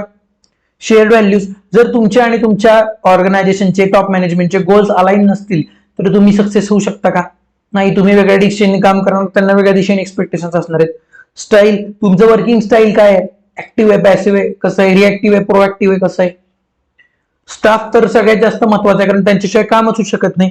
आणि स्किल तुमच्या ऑर्गनायझेशन मध्ये कोणते कोणते रिक्वायर्ड आहेत. जर तुम्ही रिक्वायर्ड स्किलची माणसं घेतलीच नाहीत तर तुमची गोल अचीव्ह होणार आहेत का, नाही. सिंपल आहे. बघा. The core values which get reflected within organizational culture or influence the code of ethics of the management. बघा. तुमच्या ऑर्गनायझेशनच्या व्हॅल्यूज नुसार तुमच्या ऑर्गनायझेशन मध्ये कोड ऑफ इथिक्स ठरलेला असतो. कोड ऑफ इथिक्स म्हणजे काय, कोड ऑफ इथिक्स म्हणजे हाऊ टू बिहेव आपण सांगतो, आपल्या एम्प्लॉईजना सांगतो. टॉप मॅनेजमेंटने सुद्धा ठरवायचं असतं. आपण कालच बघितलं, चेंज हा सगळ्यात टॉप मॅनेजमेंट मध्ये आला पाहिजे. लक्षात आलं का. तसंच जे तुमचे कोड ऑफ इथिक्स डिफाईन होत आहेत ते कोड ऑफ इथिक्स व्यवस्थित आहेत का. This depicts leadership style and how it influences the decisions of the organization. Revolves around people, motivation and organizational delivery of goals. हे झालेलं आहे मगाशी 2 मिनिटापूर्वी. तुमची लीडरशिप स्टाईल काय आहे, कोऑपरेटिव्ह आहे, कशी आहे, त्यानुसार ठरतं की तुमची ऑर्गनायझेशन सक्सेस करणार आहे का नाही. तर talent pool of the organization, staff, तुमचा स्टाफ किती टॅलेंटेड आहे. टॅलेंटेड जरी कमी असेल, थोडा तरी हार्डवर्किंग असला पाहिजे स्टाफ, आणि इन्थुझियास्टिक असला पाहिजे, स्वतःहून हालचाल करणारा असला पाहिजे. बरोबर आहे का. सहकारी मेंटॅलिटीत राहून चालत नाही. स्किल्स, द कोर कॉम्पिटन्सीज और key skills of the employees play vital role in defining organizational success. बघा. तुमच्याकडच्या एम्प्लॉईज मध्ये काय लेवलचे स्किल्स आहेत त्या स्किल्स वरती ठरणार आहे की तुमचे ऑर्गनायझेशन गोल किती दिवसात किती वेळात अचीव्ह करत आहे. लक्षात येते का? सिंपल एकदम. काय अवघड आहे का? बघा, सॉफ्ट एलिमेंट्स कोणते? शेअर्ड व्हॅल्यूज, स्टाईल, स्किल्स आणि स्टाफ. बरोबर. आणि हार्डवाले कोणते? Strategy, structure, system. एकदम सिंपल आहे मॅकिन्सीचं 7S model. While the McKinsey 7S model provides structural approach to analyzing organizational effectiveness, it has a certain limitations. आता ह्याला लिमिटेशन्स आहेत बघा. काय काय आहेत? It ignores the importance of external environment and depicts only most crucial elements within the organization. बघा, external एन्व्हायरमेंटला तरी इग्नोरच केलंय. बरोबर का? इग्नोर केलंय बघा. कुठेही इकॉनॉमिक, सोशो पॉलिटिकल, लीगल काय धरलंय का? नाही. फक्त इंटरनल एन्व्हायरमेंट वरती ते फोकस करतंय. त्यामुळे जर बाहेरचं एन्व्हायरमेंट बदललं तर हे 7S मॉडेल फेल जाणार आहे. Model does not clearly explain concept of organisational effectiveness और परफॉर्मन्स. ते फक्त 7 एलिमेंट्स तुम्हाला सांगतं. या एलिमेंट्सनी काय परिणाम होणार आहेत, परफॉर्मन्स वरती काय होणार आहे हे ते सांगतंय का मला? नाही. फक्त त्यांनी डिक्लेअर केले की ह्या 7 गोष्टी आहेत. The model is considered to be more static and less flexible for decision making. बघा, रिजिड आहे मॉडेल, ह्यात फ्लेक्झिबिलिटी नाहीये. तुमचा स्टाफ एक्सपर्टीज वाला पाहिजे तर पाहिजेच आहे. नसेल तर काय करायचं हे सांगते का? ते नाही सांगत आहे. हार्ड अँड फास्ट आहे. It generally criticize for missing out real gaps in conceptualization and execution of strategy. बघा, ते फक्त सांगतं की हे 7 एलिमेंट्स आहेत, हे पाहिजेत. नसतील तर तुमचं तुम्ही बघा. पण ह्यात जे गॅप्स आहेत, स्किलफुल स्टाफ आणण्याकरता जो गॅप आहे की मार्केटमध्ये स्किलफुल स्टाफ कमी आहे, तो अक्वायर कसा करायचा, तो रिटेन कसा करायचा हे सांगते का? ते नाही. स्ट्रॅटेजी इम्प्लिमेंट कशी करायची सांगताय का? McKinsey नाही सांगत आहे. ते बाकीचे लोक सांगून गेले आपल्याला. लक्षात येते का? बघा, महान ग्रेट माणसं कशी तयार होतात? साहजिक आहे, आता हे थोडंसं आउट ऑफ कॉन्टेक्स्ट आहे, पण ग्रेट माणसं कशी तयार होतात? जी माणसं गॅप्स भरून काढतात ती माणसं ग्रेट होतात. उदाहरण घ्या, विराट कोहली. विराट कोहली, सचिन तेंडुलकर नंतर त्या तोडीचा बॅट्समन होता का कोण? तो गॅप कोणी भरून काढला? विराट कोहली. झाला विराट कोहली ग्रेट. बरोबर आहे का? वीरेंद्र सहवाग रिटायर झाल्यानंतर कोणाचा एक गॅप होता ओपनरचा, कोणी भरून काढला? श्री रोहित शर्मा. त्यामुळे श्री रोहित शर्मा काय झाले? ग्रेट झाले. सिंपल आहे का? साधी सिंपल गोष्ट आहे. बाकीच्यांचेही कॉन्ट्रीब्युशन तेवढेच आहेत, पण त्यांना कोण ग्रेट म्हणतं का? नाही, कारण त्यांचे अल्टरनेटिव्ह अवेलेबल होते. तसेच स्ट्रॅटेजिस्ट ग्रेट कसे झाले? एकाच्या कॉन्सेप्ट मधला गॅप दुसऱ्यानं भरून काढला. त्यामुळे दुसऱ्यानं काय दिला? एक ब्रॉडर पर्स्पेक्टिव्ह दिला, सोल्युशन ओरिएंटेड माइंडसेट दिला जगाला. त्यामुळे ही माणसं महान झाली. लक्षात आहे का? आपल्याला पण लोक कधी ओळखतात? जेव्हा आपण कोणता गॅप असतो सिस्टीम मधला, जो आपण भरून काढला की लोक आपल्याला ओळखायला लागतात. साधी सिंपल गोष्ट आहे. लक्षात आलं का? चला, भरपूर झाला अध्यात्म. आता जाऊया मेन कॉन्सेप्ट कडे. चला जाऊया.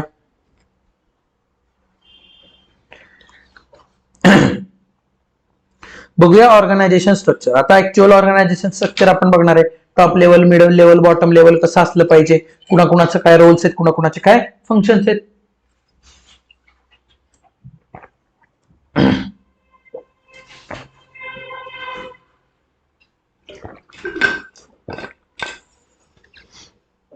जास्त कॉन्सेप्च्युअल हे नाहीये, त्यामुळे हे सुद्धा सुरुवातीच्या पॉइंट सारखं थोडं बोर होण्याची शक्यता आहे. पण आपण आहोतच एक्झाम्पल आपले खुंखार लेवलचे घेऊन. बघा, स्पेन्सर भाई काय म्हणतात? The ideal organisational structure is a place where ideas filter up as well as down. My God. Where the merit of ideas carries more weight than the source, where participation and shared objectives are valued more than executive order. Oh my God. या 3 ओळीमध्ये फक्त त्यांनी एवढंच सांगितलंय की तुमच्या ideas flow झाल्या पाहिजे, वरून खाली, खालून वर. म्हणजे तुमच्या डोक्यात काय आयडियाज असतील तुम्ही फंक्शन लेवलला सांगितल्या पाहिजे. फंक्शन लेवलला काय आयडियाज असतील तर त्यांच्या आयडियाज पण कॉर्पोरेट पर्यंत पोहोचल्या पाहिजे. आणि अशी ऑर्गनायझेशन ज्यामध्ये ऑर्डरी सोडण्यापेक्षा तुमच्या कोर स्किल्सला, तुमच्या आयडियाच्या शेअरिंगला त्याला जास्त वेटेज दिलं जातं, महत्व दिलं जातं. की तुमचा एक्सपिरियन्स डझंट मॅटर. तुम्ही काय व्हॅल्यू ऑर्गनायझेशन मध्ये आणताय त्या व्हॅल्यूला महत्व देऊन आम्ही तुम्हाला महत्व देणार. त्याला म्हणतो ideal organisational structure, Spencer by the great. लक्षात आलंय का? बघूया जरा आवाज थोडासा आज जरा. The changes in corporate strategy often require changes in the way an organization is structured for two reasons. First, structure dictates how operational objectives policies will be established. For example, objectives and policies established under geographic organizational structure are couched in geographic terms. Organization objectives and policies are stated largely in terms of products in an organization whose structure is based on product groups. Structural format of developing objectives can significantly impact all other strategies implementation activities. फालतूपणा. बघा, organisation structure का महत्वाचं आहे? कारण तुमचं structure ठरवणार आहे की कोण कोणते निर्णय घेऊ शकतं. सिंपल आहे, सिंपल. बाकीचे एक्झाम्पल सोडून द्या, मी एका वाक्यात सांगतो तुम्हाला. तुमचं स्ट्रक्चर ठरवणार आहे की पॉलिसीज कोण डिझाईन करणार आणि कोण त्या इम्प्लिमेंट करणार. जर स्पेसिफिक बिझनेसला तुम्ही स्पेसिफिक ऑथॉरिटीज दिल्या तर त्या एसबीयूचे डिसिजन तो बिझनेस मॅनेजर घेणार. लक्षात आलं का? मग स्ट्रक्चर काय झालं? Business manager is the decision maker and functions of that business are implementer. लक्षात आलं का? सिंपल. काय त्याला बाकी एक्झाम्पल बघायची गरज पण नाही, वाज कन्फ्युज केले. The second major reason why changes in strategy require changes in structure is that structure dictates how resources will be allocated. परत तेच, जो डिसिजन घेतो साहजिक तोच रिसोर्सेस अलोकेट करून देणार आहे तुम्हाला. बरोबर आहे का? किती पैसे खर्च करायचे एखाद्या युनिटने ते कॉर्पोरेट लेवलचे ठरवणार आहेत, किंवा ज्यांच्या हातात डिसिजन घ्यायची केपेबिलिटी आहे तेच ठरवणार ना की एखाद्याला बजेट काय द्यायचं. लक्षात आहे का? आपल्या घरात एखाद्या गोष्टीला काय बजेट द्यायचं कोण ठरवतं? वडील ठरवतात, किंवा आई वर्किंग असेल आई ठरवते. का? कारण त्यांच्याकडे अथॉरिटी आहे पॉलिसीज ठरवण्याची. मग एखाद्या दिवशी समजा आपल्या घरी पगार आला, एखाद्या दिवशी समजा आदल्या महिन्यात वडिलांनी थोडं कमी काम केलं असेल, आईनी थोडं कमी काम केलं असेल, त्यामुळे समजा कमी पगार आला, कमी उत्पन्न घरात आलं, तर त्या महिन्यात कुठल्या गोष्टीसाठी किती खर्च करायचा हे पण वडील किंवा आईच ठरवतात. बरोबर आहे का? म्हणजे ज्याच्याकडे डिसिजनची केपेबिलिटी आहे तोच रिसोर्स अलोकेट करून देणार आहे. त्यामुळं जर स्ट्रॅटेजी चेंज झाली तर स्ट्रक्चर सुद्धा आपल्याला कदाचित बदलावं लागू शकतं. का? कारण जो पॉलिसी तयार करतो शक्यतो त्यालाच अलोकेशनचे राईट्स असतात. सो रिसोर्सेस कसे अलोकेट होतात ते ऑर्गनायझेशन स्ट्रक्चर ठरवतं. डिसिजन कोण घेणार ते पण स्ट्रक्चर ठरवतो. सो स्ट्रक्चर इम्पॉर्टंट आहे. लक्षात आलं का? Similarly, if an organization structure is set up along functional business lines, then the resources allocated by functional areas. परत तेच एक्झाम्पल आहे, काही गरज नाही. जे फंक्शनल लेवलला तुमचं ऑर्गनायझेशन डिवाइडेड असेल, समजा फंक्शनल लेवलच्या अथॉरिटीज, बाबा कुणाला किती फायनान्स द्यायचा हे राईट्स जर फायनान्स डिपार्टमेंटला दिले असतील तर कुणाला किती फायनान्स अलोकेट करायचा आहे डिसिजन कोण घेणार? फायनान्स डिपार्टमेंटच घेणार. सिंपल. लक्षात आलं का? ज्याला राईट्स आहेत तोच रिसोर्सेस अलोकेट करणार. अकॉर्डिंग टू चॅन्डलर, हा फ्रेंड्स वाला चॅन्डलर नाहीये, हा स्ट्रॅटेजी वाला चॅन्डलर आहे. The changes in strategy leads to changes in organizational structure. साहजिक आहे. परत तेच, जर तुमची स्ट्रॅटेजी चेंज झाली तर तुमचं स्ट्रक्चर पण बदलणार आहे. का? कारण काही काही वेळेला अथॉरिटी एकाच्या हातातून दुसऱ्याच्या हातात जाऊ शकते, रिस्पॉन्सिबिलिटी एकाच्या हातातून दुसऱ्याच्या हातात जाऊ शकते. Structure should be designed or redesigned to facilitate the strategic pursuit of the firm, and therefore structure should follow strategy. Simple आहे. जे स्ट्रक्चर तुम्ही तयार करताय बाळांनो, हा सगळा घाट का घालतोय आपण? सक्सेसफुल होण्याकरता. सक्सेसफुल होण्याकरता काय महत्वाचं आहे? स्ट्रॅटेजी. सो जे स्ट्रक्चर तयार होईल त्यांनी स्ट्रॅटेजी फॉलो केली पाहिजे. Structure should follow strategy. लक्षात आलंय का? चॅन्डलर फ्रेंड्स वाला नाही. काय म्हणतो? Found a particular structure sequence to be often repeated as organizations grow and change strategy over time. There is no one optimal design or structure for given strategy. What is appropriate may not be appropriate for similar firm. Although successful firms in given industry do tend to organize themselves in a similar way. For example, consumer goods companies tend to emulate the divisional structure by product form of organization. Small firms tend to be functionally structured, centralized. Medium-sized firms tend to be divisionally structured, decentralized. Large firms tend to use an SBU or matrix structure. As organizations grow, their structures generally change from simple to complex as a result of linking together for several basic strategies. हे मी first किंवा second chapter मध्ये पाहिलेलं आहे ऑर्गनायझेशनचे structures. बरोबर का? Simple आहे बघा. आता मी सांगतो तुम्हाला, जर माझा स्मॉल लेवल ऑफ बिझनेस असेल, स्मॉल लेवल ऑफ बिझनेस, तर मला गरज आहे का डिपार्टमेंट करायची? काही गरजच नाहीये. मी एक सेंट्रलाइज मॅनेजमेंट ठेवून त्यांच्याकडून सगळे डिसिजन घेऊ शकतो, परचेस, सेल, फायनान्स. लक्षात आलं का? सगळे डिसिजन्स मी त्यांच्याकडून घेऊ शकतो. जर मी मीडियम साईज असेल, मीडियम साईज म्हणजे काय, स्मॉल पेक्षा आता थोडा वाढलाय, माझा व्याप आता एकापेक्षा बाहेर गेलाय, तर मी काय करणार, 2-3 डिपार्टमेंट करणार, त्या डिपार्टमेंटला राईट्स देणार. पण जर मी एक्स्ट्रीम लार्ज लेवलला गेलो, तर मात्र मला एसबीयू तयार करायला लागणार आहे. एसबीयू मी झालेले सांगू, स्ट्रॅटेजिक बिझनेस युनिट, त्या प्रत्येकाचे रिसोर्सेस वेगळे त्याला अलोकेट करून देणार बजेटमध्ये, त्यांचे डिसिजन्स त्यांनी घ्यायचे. लक्षात आलं का? सो या केसमुळे काय होणार आहे, माझे स्ट्रक्चर कॉम्प्लेक्स होत जाणार आहे. बरोबर आहे का? स्मॉल मध्ये जर कुणालाही कोणताही काही विचारायचं असेल तर एकाच मॅनेजमेंटला विचारा, ती सगळी उत्तर देणार. मीडियम लेवलला तुम्हाला त्या दोघा जणांना विचारावं लागणार आहे. जे डिपार्टमेंट आपण केले 2-4, त्या डिपार्टमेंट हेडला विचारलं तर तुम्हाला ऑर्गनायझेशनची माहिती कळून जाणार. पण जर लार्ज लेवलला तुम्ही गेलात तर तुम्हाला प्रत्येक एसबीयू ला कलेक्ट करावं लागणार, त्याच्या प्रत्येकाच्या मॅनेजरला घ्यायचं, तो मॅनेजर त्याच्या खालच्या लोकांना विचारणार, त्या मॅनेजरला असणारे त्याला फंक्शनल लेवल मॅनेजर्स, त्या मॅनेजरला असणारे टीमला असणारे टीम लिडरच्या अंडर काही लोक असणारे सिनियर्स, त्या सिनियरच्या अंडर असणारे ज्युनियर्स. लक्षात आलं का? सो तुमची ऑर्गनायझेशन जशी जशी वाढेल तसं तसं तुमचं स्ट्रक्चर सिम्पल टू कॉम्प्लेक्स होत जातं. लक्षात आलंय का? अवघड आहे का काही याच्यात? काही अवघड नाहीये. बघूया पुढं. चॅन्डलर स्ट्रॅटेजी स्ट्रक्चर रिलेशनशिप. बघा काय, चॅन्डलर फ्रेंड्स वाला नाही, तो काय म्हणतो, नवीन स्ट्रॅटेजी तयार होते, नवीन चेंजेस होतात, नवीन प्रॉब्लेम्स येतात नवीन स्ट्रॅटेजीमध्ये. साहजिक आहे, नवीन पाथ निवडला की नवीन प्रॉब्लेम येणार, त्यानंतर परफॉर्मन्स कमी होतो प्रॉब्लेम आला की. मग ते प्रॉब्लेम असेस केले जातात आणि त्या प्रॉब्लेम करता नवीन स्ट्रक्चर तयार केलं जातं. बरोबर?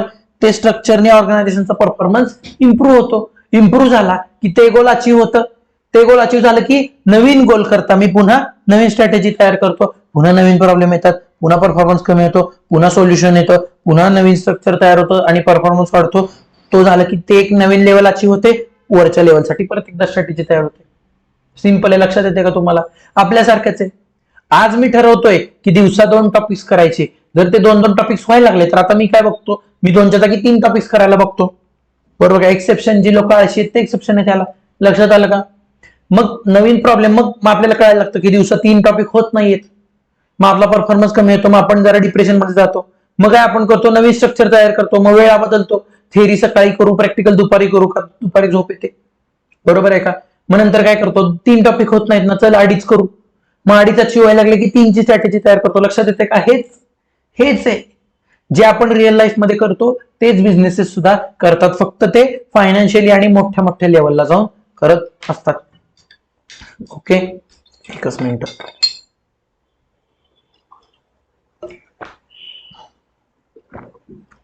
आज आता थोडस समजून घ्या जरा, घसा माझा कोरडा आहे.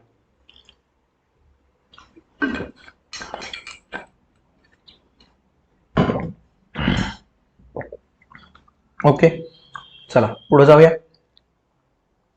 Every form is influenced by numerous external internal forces. आता परत परत सांगत गरज नाही, एक्सटर्नल इंटरनल एन्व्हायरमेंट मुळे आपण इन्फ्लुएन्स होत असतो, आपला परफॉर्मन्स कमी जास्त होत असतो. But no firm can change its structure in response to each of these forces, because to do so would lead to chaos. However, when a firm changes its strategy, existing structure may become ineffective. Symptoms of an ineffective structure include too many levels of management, too many meetings attended by too many people, too much attention being directed towards solving interdepartmental conflicts, too large span of control, too many unachieved objectives. Changes in structure can facilitate strategy implementation efforts, but changes in structure should not be expected to make a bad strategy good, to make bad managers good, or to make bad products. बघा, साहजिक आहे, प्रत्येक छोट्या छोट्या गोष्टीला तर मी management पूर्ण बदलू शकत नाही, स्ट्रक्चर बदलू शकत नाही, पण जेव्हा मी स्ट्रॅटेजी बदलतो तेव्हा पॉसिबिलिटी असते की नवीन जी आहे ते स्ट्रक्चर जे आहे ते नवीन स्ट्रॅटेजीमध्ये फिट बसणार नाही. मग काय काय प्रॉब्लेम्स येऊ शकतात? फालतू गोष्टींना जास्त इम्पॉर्टन्स दिला जाणे, गरजेपेक्षा जास्त लोकांनी मीटिंग अटेंड करणे, गरजेपेक्षा जास्त लोकांनी एखाद्या डिसिजन मध्ये इन्व्हॉल्व्ह होणे. मग अशा वेळी मला काय करायला लागतं, स्ट्रक्चर्स बदलायला लागतात, नाही तर माझा परफॉर्मन्स कमी होऊ शकतो, कारण फालतू गोष्टींसाठी जास्त एफर्ट, जास्त वेळ, जास्त पैसा दिला जातोय. यांनी काय होऊ शकतो, टाइम लॉस, व्हॅल्यू लॉस, मनी लॉस होऊ शकतो माझ्या ऑर्गनायझेशनला. लक्षात येते का? Simple. Structure can also influence strategy. If a proposed strategy required massive changes, it would not be attractive choice. बरोबर आहे का? जर नवीन स्ट्रॅटेजी करता मला आहे या स्ट्रक्चरचे दुप्पट तिप्पट मोठा आणि कॉम्प्लेक्स स्ट्रक्चर करायला लागत असेल तर त्याचा काही उपयोग नाहीये. आणि जितकी कॉम्प्लेक्सिटी तेवढा रिपोर्टिंग टाइम जास्त आहे, तेवढा मला अनालिसिसला जास्त वेळ लागणार आहे. तेवढी साहजिक आहे की आहे त्या अनालिसिस केला मी आहे त्या एन्व्हायरमेंटचा, तर अनालिसिस होईपर्यंत एन्व्हायरमेंट बदलू शकतं. हे सुद्धा मी बघितलं स्ट्रॅटेजिक लिमिटेशन आहे अनालिसिसचं आपल्या. हे मी सेकंड टॉपिकला किंवा थर्ड टॉपिकला बघितलेलं आहे.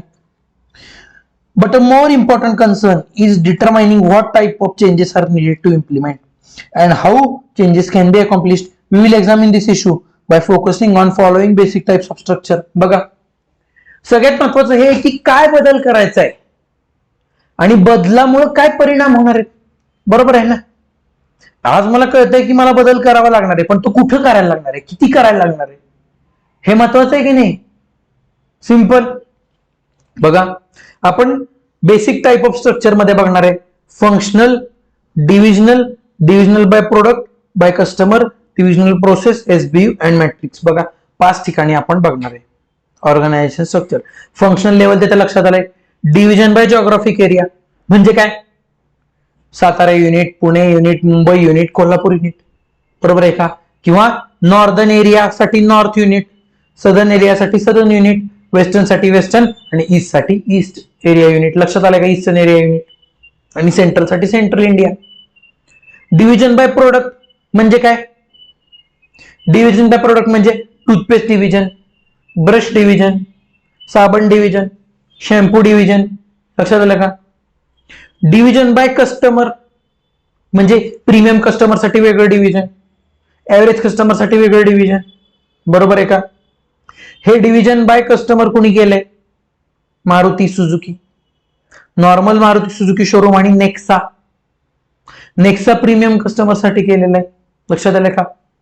जसं की टाटा, नॉर्मल कंझ्युमर साठी टाटा, प्रीमियम साठी टाटा जॅग्वार. लक्षात आलं का? Divisional process. डिव्हिजनल प्रोसेस म्हणजे तुमच्या प्रोसेस करता डिव्हिजन. प्रोसेसमध्ये डिव्हिजन काय? Manufacturing division, retail division. लक्षात आलं का? प्रोसेसिंग साठी वेगळं डिव्हिजन, क्वालिटी इन्स्पेक्शन साठी वेगळं डिव्हिजन. लक्षात आलं का? म्हणजे त्या प्रोसेसमध्येच डिव्हिजन तयार करायच्या. नवीन प्रोडक्ट मॅन्युफॅक्चर होण्याच्या प्रोसेसमध्ये रॉ मटेरियल साठी वेगळं डिव्हिजन, प्रोसेसिंग साठी वेगळं, क्वालिटी चेकिंग साठी वेगळं, टेस्टिंग साठी वेगळं, ट्रायल साठी वेगळं, फायनल अप्रुव्हल साठी वेगळं. लक्षात आलंय का? स्ट्रॅटेजिक बिझनेस युनिट तर मी सांगितलंय, स्वतः वेगळे रिसोर्सेस आणि वेगळे युनिट. जसं की टाटा कॅपिटल वेगळं फायनान्सेससाठी, टाटा कन्सल्टन्सी वेगळं सॉफ्टवेअरसाठी आणि Tata vehicles commercial vehicles limited किंवा टाटा व्हेकल्स साठी टाटा वेगळं. म्हणजे एसबीयू व्हेकलचे डिसिजन फक्त व्हेकल घेणार, फायनान्सचे फक्त फायनान्स घेणार, सॉफ्टवेअरचे फक्त कन्सल्टन्सी सर्व्हिसेस घेणार. लक्षात आले का? सिंपल आहे, अवघड काही आहे का याच्यात? नाहीये. आणि मॅट्रिक्स, मॅट्रिक्स आपण बघणार आहे काय त्याचं एक्सप्लेनेशन मी तुम्हाला हळूहळू देईनच. In order to implement and manage strategies that have been formulated, all companies need some form of organizational structure. बघा, स्ट्रॅटेजी इम्प्लिमेंट करण्याकरता काहीतरी स्ट्रक्चर तुमच्या ऑर्गनायझेशन मध्ये असलं पाहिजे. And as companies formulate new strategies, increase in size और change their level, structures may be required. लक्षात आहे का? जसं जसं माझं लक्षात घ्या, जसा जसा व्याप वाढतो तसा तसा एकटा माणूस सगळीकडे पुरत नाही बाळांनो.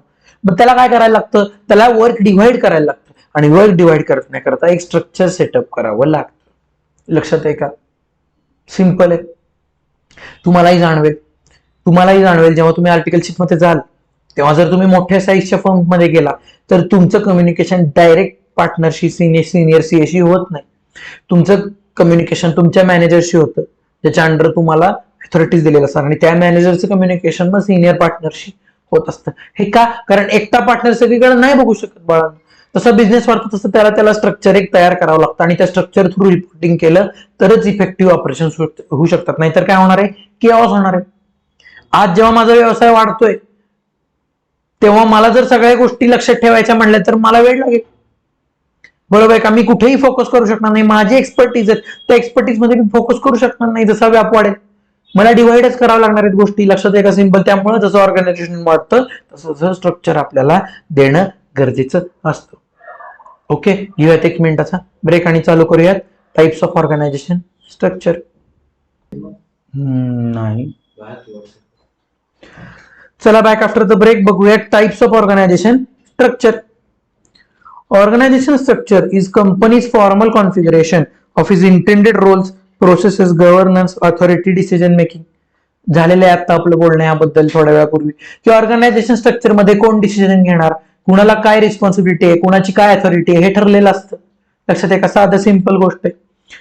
Influence by factors such as organization age size acts as a framework which reflects management's or determination of what a company does and how tasks are completed given the chosen strategy.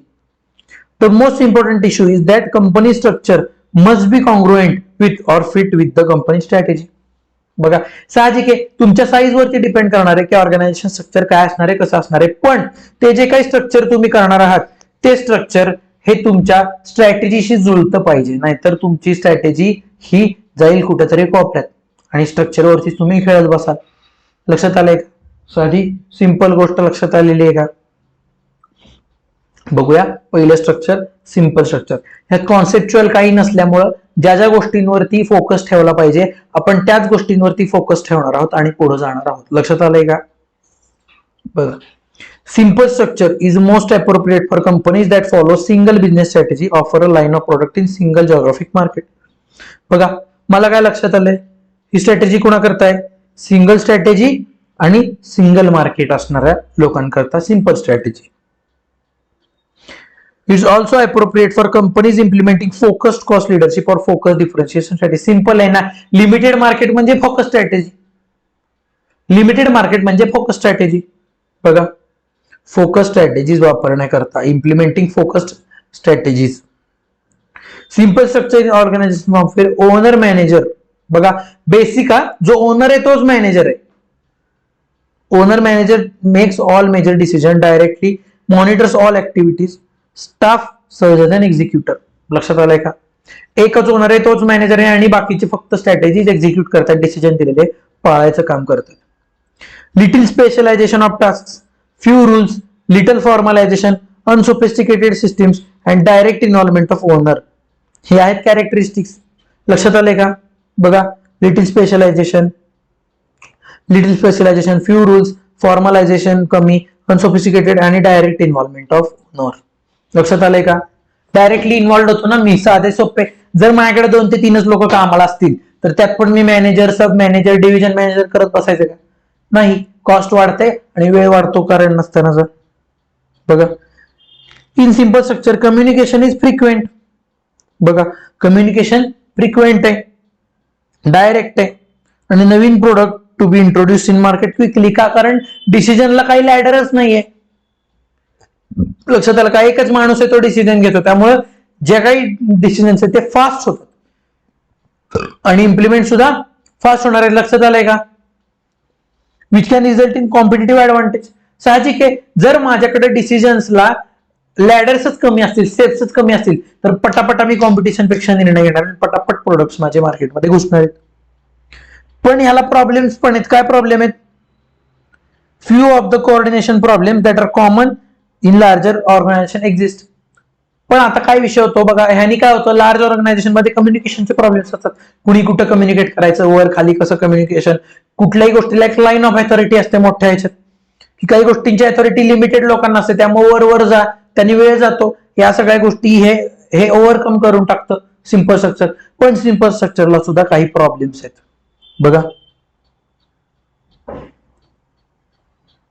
बघा काय problems आहेत इथं असणार आहेत.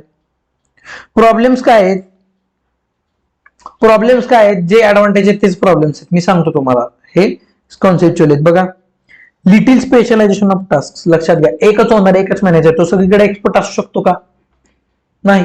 त्यामुळे काही decision मेकिंगला problems येतात आणि हेस्ट मध्ये घाईघाई घेतलेले डिसिजन्स कधी कधी तुमच्या स्ट्रॅटेजीला घातक ठरू शकतात. लक्षात येते का? हे सुद्धा काही डिसएडव्हान्टेजेस आहेत, हे याच्यात नसतील पण मी तुम्हाला सांगून ठेवतोय. का? कारण जर हे स्ट्रक्चर मार्केट तुम्हाला प्रॉब्लेम मध्ये आलं, क्वेश्चन्स मध्ये आलं की ह्या ऑर्गनायझेशनला, छोटी ऑर्गनायझेशन देणार की इथं एवढीच लोक आहेत, याकरता कोणतं स्ट्रक्चर गरजेचं आहे, तर तुम्ही सिंपल स्ट्रक्चर म्हणून पण सांगू शकता. सो सिंपल स्ट्रक्चर एक्सप्लेन करताना मला ऍडव्हान्टेज सोबत डिसएडव्हान्टेज सुद्धा मला एक्सप्लेन करावे लागतील. का? कारण मी प्रोफेशनल कोर्स मध्ये मला प्रत्येक अँगलने विचार करायचा आहे. लक्षात आलं? बघूया. It may result in competitive advantage for some small companies relative to larger counterparts. The advantages include broad-based openness to innovation, great structural flexibility and ability to respond more rapidly to changes. लक्षात आहे का, मधले गॅप्सच आपण भरलेत, एकच owner आहे, तोच manager आहे, तो डिसिजन मेकर आहे, त्यामुळे तो फ्लेक्झिबल असणार आहे, प्रत्येक गोष्टीसाठी तो ओपन असणार आहे आणि तो क्विकली रिस्पॉन्ड करू शकणार आहे काही प्रॉब्लेम आले तर. का, कारण मी एकटाच आहे जो डिसिजन घेतो, मला कोणाला विचारावं लागत नाही. However, if they are successful, small companies grow larger. बघा आता आला कॅच, जर सक्सेसफुल झाला तर कंपनीचा धंदा वाढणार आहे, कंपनी मोठी होणार आहे. जशी जशी कंपनी मोठी होती तसं तसं एकटा माणूस सगळ्याला पुरत नाही, मी सांगून झालेले. The company outgrows simple structure. Generally, there are significant increases in amount of competitively information that requires processing. More information processing requirements place significant pressure on the owner managers, often due to lack of skills, experience, or simply due to lack of time. बघा एकटी बाई मी काय काय करणार, लक्षात आलं का, famous dialogue सिरियलचा एकटी बाई मी काय काय करू. तसंच सिंपल आहे की एकटा माणूस मी कुठं कुठं लक्ष घालणार आहे धंदा वाढल्यावर. Thus it is incumbent on the managers to recognize the inadequacies, inefficiencies and change it to more consistent strategy. लक्षात आलं का, जसा धंदा वाढेल तसं तसं आपल्याला जाणून घेणं गरजेचं आहे की आता आपल्या हाताबाहेर गोष्टी गेल्यात, आता आपल्याला तिथं माणसं अपॉइंट केली पाहिजेत. ते ज्याला वेळीच कळतं तो स्ट्रक्चर बदलतो आणि तो स्ट्रॅटेजीला सक्सेसफुली इम्प्लिमेंट करू शकतो. To coordinate most organizational functions, companies should abandon simple structure in favor of functional structure. The function structure used by larger companies companies with low levels of diversification. बघा लक्षात आलं का, जसा धंदा वाढेल तसं सिंपल वरनं तुम्हाला फंक्शनल कडे जायचंय, बरोबर आहे का, सिंपल कडनं आपल्याला फंक्शनल कडे जायचंय. आता फंक्शनल स्ट्रक्चरची एक कॅरेक्टरिस्टिक्स मला ह्या वाक्यातच कळाली, with low level of diversification. ज्या कंपनी स्मॉल पेक्षा मोठे आहेत पण जास्त डायव्हर्सिफाय करत नाहीयेत किंवा जास्ती प्रोडक्ट मध्ये डील करत नाहीयेत. लक्षात आलं का, बघूयात आपण फंक्शनल स्ट्रक्चर. बघा फंक्शनल स्ट्रक्चरचे कॅरेक्टरिस्टिक्स काय, सिम्प्लिसिटी, लो कॉस्ट, पहिलं कॅरेक्टरिस्टिक आहे, बरोबर का. Groups task and activities by business function such as production, marketing, finance, research and development and management, information system. Simple आहे, मी काय केलं, डिपार्टमेंट तयार केले छोटे छोटे माझ्या याच्यात फंक्शन वाईज. सेल वाला डिपार्टमेंट वेगळं, फायनान्स वाला वेगळं, R&D वाला वेगळं, मार्केटिंग वाला वेगळं, बरोबर आहे का, आणि HR वेगळा, ह्युमन रिसोर्स, आणि एकच माणूस आहे जो त्या सगळ्यांवरती कंट्रोल ठेवतो, बरोबर आहे का. आता साहजिक आहे, या डिपार्टमेंट करता ह्याचा हेड असणार आहे, फायनान्स करता फायनान्स हेड असणार आहे, प्लॅनिंग करता प्लॅनिंगचा हेड असणार आहे, कॉर्पोरेट मार्केटिंग करता मार्केटिंग, HR करता HR मॅनेजर असणार आहे, बरोबर. आता प्लॅनिंग करणारा मात्र सगळ्याचं प्लॅनिंग करणार आहे. लक्षात आलंय का, या सगळ्या डिपार्टमेंटचं प्लॅनिंग करणार प्लॅनिंग डिपार्टमेंट, आणि अथॉरिटी या सगळ्यांना डिस्ट्रीब्यूट करून टाकणार, आणि हे सगळ्यांचं रिपोर्टिंग मिळून होणार माझ्या चिवताईला, CEO ऑफिसरला. लक्षात आलं का. The functional structure consist of CEO, चिवताई और managing director, supported by corporate staff with functional line manager. Simple आहे, सांगितलंय मी तुम्हाला की हे ह्याचे मॅनेजर्स असणार आहेत, हे सगळे मॅनेजर्स मिळून मला ह्याला रिपोर्टिंग करणार आहेत, चिवताईला. लक्षात आलं का, चिवताईला किंवा MD ला. सिंपल आहे, लक्षात येते का, अवघड आहे काही नाही. Function such as production, finance, accounting, marketing, R&D, engineering and HR. The function structures enable company to overcome growth related strengths of the simple structure, enabling facilitating communication coordination. However, compared to simple structure, there are also potential problems. Difference in specialization orientation may impede communications and coordination. Thus, Chiutai must integrate functional decisions and coordinate actions of various business across functions. Function specialists may also develop myopic or narrow perspective, losing sight of company's vision and mission. When this happens, problem can be overcome by implementing multi-divisional structures. बघा आता विषय कसा आहे तुम्हाला सांगतो. Simple पेक्षा functional का वेगळं आहे, कारण चिवताई फक्त आता लोकांना एकत्र आणायचं काम करते. सिंपल मध्ये काय होता, ओनर मॅनेजर होता, तोच सगळं करायचा, डिसिजन पण तोच घ्यायचा, इम्प्लिमेंटेशन तोच बघायचा, मॉनिटरिंग तोच बघायचा, कंट्रोलिंग तोच बघायचा. फंक्शन लेवलला मी काय केलं, फंक्शन वाईज डिपार्टमेंट तयार केले, फायनान्स, HR, प्रोडक्शन, बिडक्शन, आणि त्याला मॅनेजर्स अपॉइंट केले. आता मला फक्त काय बघायचं की हे मॅनेजर्स व्यवस्थित काम करतात का, त्यांच्या खालचे कसे काम करतायत ते बघणं माझं काम आहे का, नाही ते बघणं आता माझं काम राहिलेलं नाही.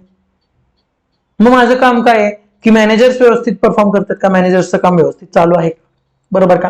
पण हा जो प्रत्येक डिपार्टमेंटचा हेड असणार आहे, तो प्रत्येक डिपार्टमेंटचा हेड हा प्रत्येक त्याच्या स्किल्समध्ये एक्सपर्ट असणार आहे. मग त्यानं केलेलं कम्युनिकेशन दुसऱ्या डिपार्टमेंटला कळलं, त्याची गॅरंटी आहे का, नाही. मग इथं येतो चिवताई. चिवताई काय करते की ही इन्फॉर्मेशन व्यवस्थित एकमेकांना कम्युनिकेट व्हावी याचं काम करते. लक्षात आलं का. बघा मी तुम्हाला सांगितलेलं आहे. आता लिमिटेशन काय येऊ शकतात की प्रत्येक स्पेशालिस्ट आहे तो एक माझ्यापेक्षा नॅरो विजन घेऊन चालणार आहे. माझ्या डिपार्टमेंट पुरतच मी बघणार, माझं डिपार्टमेंट कसं सक्सेसफुली मी बघणार. याकरता काय वेळेला काय होतं, बाकीच्या डिपार्टमेंट्सला गरजेच्या वेळी मदत करणे या गोष्टी बाजूला पडतात आणि आपलं विजन आणि मिशन बाजूला राहतं. मग अशा वेळी आपल्याला काय करायचंय, इम्प्लिमेंटिंग मल्टी डायव्हिजनल स्ट्रक्चर. लक्षात येते का. जशी ऑर्गनायझेशन वाढेल तसं तसं जसं आपल्याला लोड वाढलेला सिंपलला, तसं आता मॅनेजरच्या वरती पण लोड वाढणार आहे. लक्षात येते का. मग मॅनेजरवरती लोड वाढला की मॅनेजरचं काय होणार आहे, पर्स्पेक्टिव्ह बदलणार आहेत गोष्टींकडे बघण्याचे. मग अशा वेळी मला काय करायचंय, डिव्हिजनल स्ट्रक्चर मला बघायचंय, मल्टी डायव्हिजनल स्ट्रक्चरला अप्लाय करायचंय. लक्षात आलं का. सिंपल आहे, काय अवघड वाटते का याच्यामध्ये, काहीच नाही अवघड. As a firm grows year after year it faces difficulty in managing different products and services in different markets. Some form of divisional structure generally becomes necessary to motivate employee, control operations and compete successfully. The divisional structure can be organized in 4 ways: geographic area, product, customer आणि process. हे मी सांगितलेलं आहे की जेव्हा धंदा खूप वाढतो, समजा मी पॅन इंडिया काम करतोय, तर एकटा मी किंवा एकटा फंक्शनल मॅनेजर पूर्ण भारताचं काम बघू शकतो का, नाही. मग मी काय करणार, डिवाइड करणार माझ्या बिझनेसला by geographic area, western, eastern, southern, northern आणि सेंट्रल. बाय प्रोडक्ट और सर्व्हिस सांगितलंय, product, brush division, shampoo division. By customer, premium customer, average customer. By process, market म्हणजे प्रोसेस वेगळं, डिपार्टमेंट वेगळं, मॅन्युफॅक्चरिंग डिपार्टमेंट वेगळं, टेस्टिंग वेगळं, क्वालिटी वेगळं. लक्षात आलं का. याने काय होणार आहे, माझं वर्क डिवाइड होणार आहे आणि एका मॅनेजरवरचा येणारा लोड हा कमी होणार आहे. सो मी डिव्हिजनल मॅनेजरिंग करणार आहे. लक्षात आलंय का. सिंपल आहे बाळांनो, अवघड काहीच नाहीये, कन्फ्युज होण्यासारखं काही आहे का याच्यात, काही नाही, क्लिअर कट कन्सेप्ट आहेत. बघा ह्यांनी काय केलंय, चिवताईने केलंय 2 लोकांना फायनान्स आणि लीगल डिपार्टमेंट तयार केले, बरोबर का. आणि चिवताईने काय केलं, 2 डिव्हिजन केलेत, प्रत्येक डिव्हिजनला एक मॅनेजर दिलाय. त्या मॅनेजरच्या अंडर त्या डिव्हिजनचं सेपरेट मार्केटिंग, प्रोडक्शन आणि HR आहे. लक्षात आलं का. आता हा मॅनेजर लीगल डिपार्टमेंट आणि फायनान्स मिळून चिवताईला रिपोर्ट करणार. लक्षात आलं का. हे जर एकटा मॅनेजर असता ह्याच्या खाली, तर एकट्या मॅनेजरला दोन्ही डिव्हिजनचं काम एकत्र करावं लागलं असतं, लोड वाढला असता. लोड डिवाइड केला, एक्सपर्टीज डिवाइड झाला, तर पूर्ण डिव्हिजन एचं काम हा एकटा बघणार, डिव्हिजन बीचं काम हा एकटा बघणार. लक्षात आलं का. Divisional structure has some clear advantages. First, accountability is clear. लक्षात आले का. आज मला माहितीये की ब्रश डिव्हिजनचं रिपोर्टिंग ब्रश मॅनेजर करणार आहे, त्यामुळे ब्रश मॅनेजरच आहे रिस्पॉन्सिबल. लक्षात आलं का. फक्त ब्रश मॅनेजर असणार आहे त्या डिसिजनला रिस्पॉन्सिबल. जसं divisional manager can be held responsible for sales and profit level, म्हणजे ब्रशच्या प्रॉफिट करता ब्रश मॅनेजर रिस्पॉन्सिबल आहे. माझ्या डोक्याला ताप नाही. नाहीतर आधी काय मला करायला लागायचं, एकाच मॅनेजरला सगळ्याचं रिपोर्टिंग करायचं, ब्रशचं पण त्यानंच, टूथपेस्टचं त्यानंच, शॅम्पूचं पण त्यानंच. लक्षात आलं का. मग प्रॉब्लेमॅटिक आहे या गोष्टी. त्या माणसाला तो माणूस तरी विचार एकटा कुठे फोकस करणार. Because the divisional structure is based on extensive delegation or authority, managers and employees can easily see the results of their good or bad performance. साहजिक आपापल्या डिव्हिजनचे फक्त एम्प्लॉई मला बघायचे, तर सगळ्या एम्प्लॉईचा लोड माझ्यावर आहे का, नाही. त्यामुळे प्रत्येकाचा परफॉर्मन्स इंडिव्हिज्युअली बघू शकतो. As a result, employee morale is higher in divisional structure than centralize structure. Simple आहे का, कारण मला माहिती आहे की मला रिपोर्टिंग एकाच माणसाला करायचंय आणि तो माणूस त्यातला एक्सपर्ट आहे. सो जो डिव्हिजनल मॅनेजर आहे तो प्रत्येकाला मोटिवेट करत राहणार आहे, प्रत्येक जण व्यवस्थित काम करत राहणार आहे. Other advantages are that it creates career development opportunity. बघा इथे प्रमोशन्स होऊ शकतात. डिव्हिजनल नॉर्मल मॅनेजरची डिव्हिजनवाला कॉर्पोरेट लेवलला मॅनेजर होऊ शकतो, कॉर्पोरेटवाला चिवताईला प्रमोट होऊ शकतो. लक्षात आले का. हे प्रमोशनचे ऍडव्हान्टेजेस मिळतात मला डिव्हिजन मध्ये. फंक्शनला काय प्रमोट करणार, तुम्ही फार तर एखाद्याला मॅनेजर करू शकता, त्याच्यावरती चिवताईचे डायरेक्ट. पण डिव्हिजनला कसं, बॉटम पासून हळूहळू वरती तुम्हाला प्रमोशनचे ऑपॉर्च्युनिटीज मिळू शकतात. Allows local control of local situation. Local लेवलला लोकल मॅनेजर टाकून दिला, संपला विषय, मला आता तिथे जायची गरज आहे का? नाही. Leads to competitive climate within organization, allows new businesses and products to be added easily. बघा, आपापल्या ऑर्गनायझेशन मध्येच कॉम्पिटिशन चालू शकतं. का तर मला प्रमोशन पाहिजे ज्युनियर लेवलला, म्हणजे मी कॉम्पिटिटिव्ह एन्व्हायरमेंट राहणार आहे, मला जसं प्रमोशन पाहिजे तसं माझ्या बरोबरच्या बऱ्याच जणांना प्रमोशन पाहिजे असतं. सो परफॉर्मन्स चांगले होणार आहेत, बरोबर आहे का? आणि परफॉर्मन्स चांगले झाले की नवीन प्रोडक्ट, नवीन डिसिजन्स पटापटा घेतले जाणार आहेत. जर लेट बॅक मेंटॅलिटीची माणसं असतील तर म्हणणार बघू नको प्रमोशन, मग अशा वेळी काय होतं, परफॉर्मन्स वाढत नाही. लक्षात आलं का? सिंपल आहे. The design is not without same limitations. परत द मोस्ट इम्पॉर्टंट लिमिटेशन आहे डिव्हिजन स्ट्रक्चर इज कॉस्टली. साहजिक आहे, मला प्रत्येक डिव्हिजनला मॅनेजर, त्या मॅनेजरची सॅलरी मला द्यायला लागणार, त्या मॅनेजरच्या अंडर लोक त्यांची सॅलरी द्यावी लागणार, प्रत्येक डिपार्टमेंट केले त्या डिव्हिजनच्या डिपार्टमेंटला सॅलरी द्यायला लागणार. कॉस्टली आहे, खूप खूप अवघड आहे. कारण मॅनेजर म्हणजे एक्सपर्ट पाहिजे, एक्सपर्ट म्हणलं की पैसा जास्त द्यावा लागतो. For a number of reasons. First, each division require specialist. सांगितलं मी तुम्हाला, स्पेशलिस्ट लागतो. हु मस्ट बी पेड, त्याला त्याचे पैसे द्यावे लागतात. There exist some duplication of staff services facilities and personnel. बघा, हे डुप्लिकेशनच आहे ना, प्रत्येक डिव्हिजनला मार्केटिंग द्यायचं. आता मार्केटिंग वाले डबल झाले, प्रोडक्शन वाले डबल झाले, बाकी पर्सनल डबल झाला. For instance, functional specialist are also needed centrally to coordinate divisional activities. बघा, प्रत्येक डिव्हिजनचा मॅनेजर हा सेंटरला पण लागणार आहे, चिवताईच्या अंडर. रिपोर्टिंग कोणाला द्यायचे, चिवताईला पण द्यायचे. सो डुप्लिकेशन ऑफ वर्क झालं. Managers must be well qualified because of divisional design, focus, delegation of authority. Better qualified individuals require higher salaries.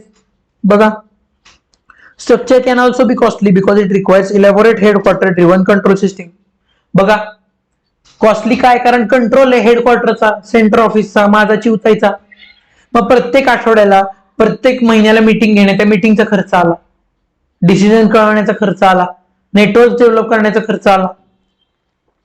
Finally, certain regions, products, customers may sometimes receive special treatment and it may be difficult to maintain consistent company-wide practices. बघा, साहजिक आहे, त्या डिव्हिजनचा control त्याच माणसाकडे, बरोबर का? मग तो काही काही लोकांना फेवरिझम पण करू शकतो,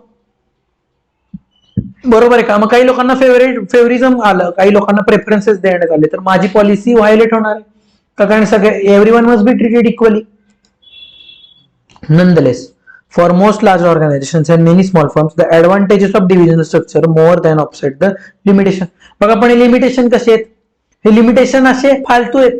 जर मी पैसा खर्च करायला तयार असेल तर ह्यातले मेजॉरिटी लिमिटेशन निघून जातात माझे. त्यामुळे फायदे तर खूप आहेत बाळांनो, ह्याचे फायदे खूप आहेत. सगळ्यात बेसिक म्हणजे ऑर्गनाइज्ड आहे सगळं. ते डिपार्टमेंट तो बघणार, त्याचं रिपोर्टिंग तो करणार, प्रत्येकाकरता तो रिस्पॉन्सिबल आहे. ऑर्गनायझेशन म्हणजे organizability, it is the best advantage.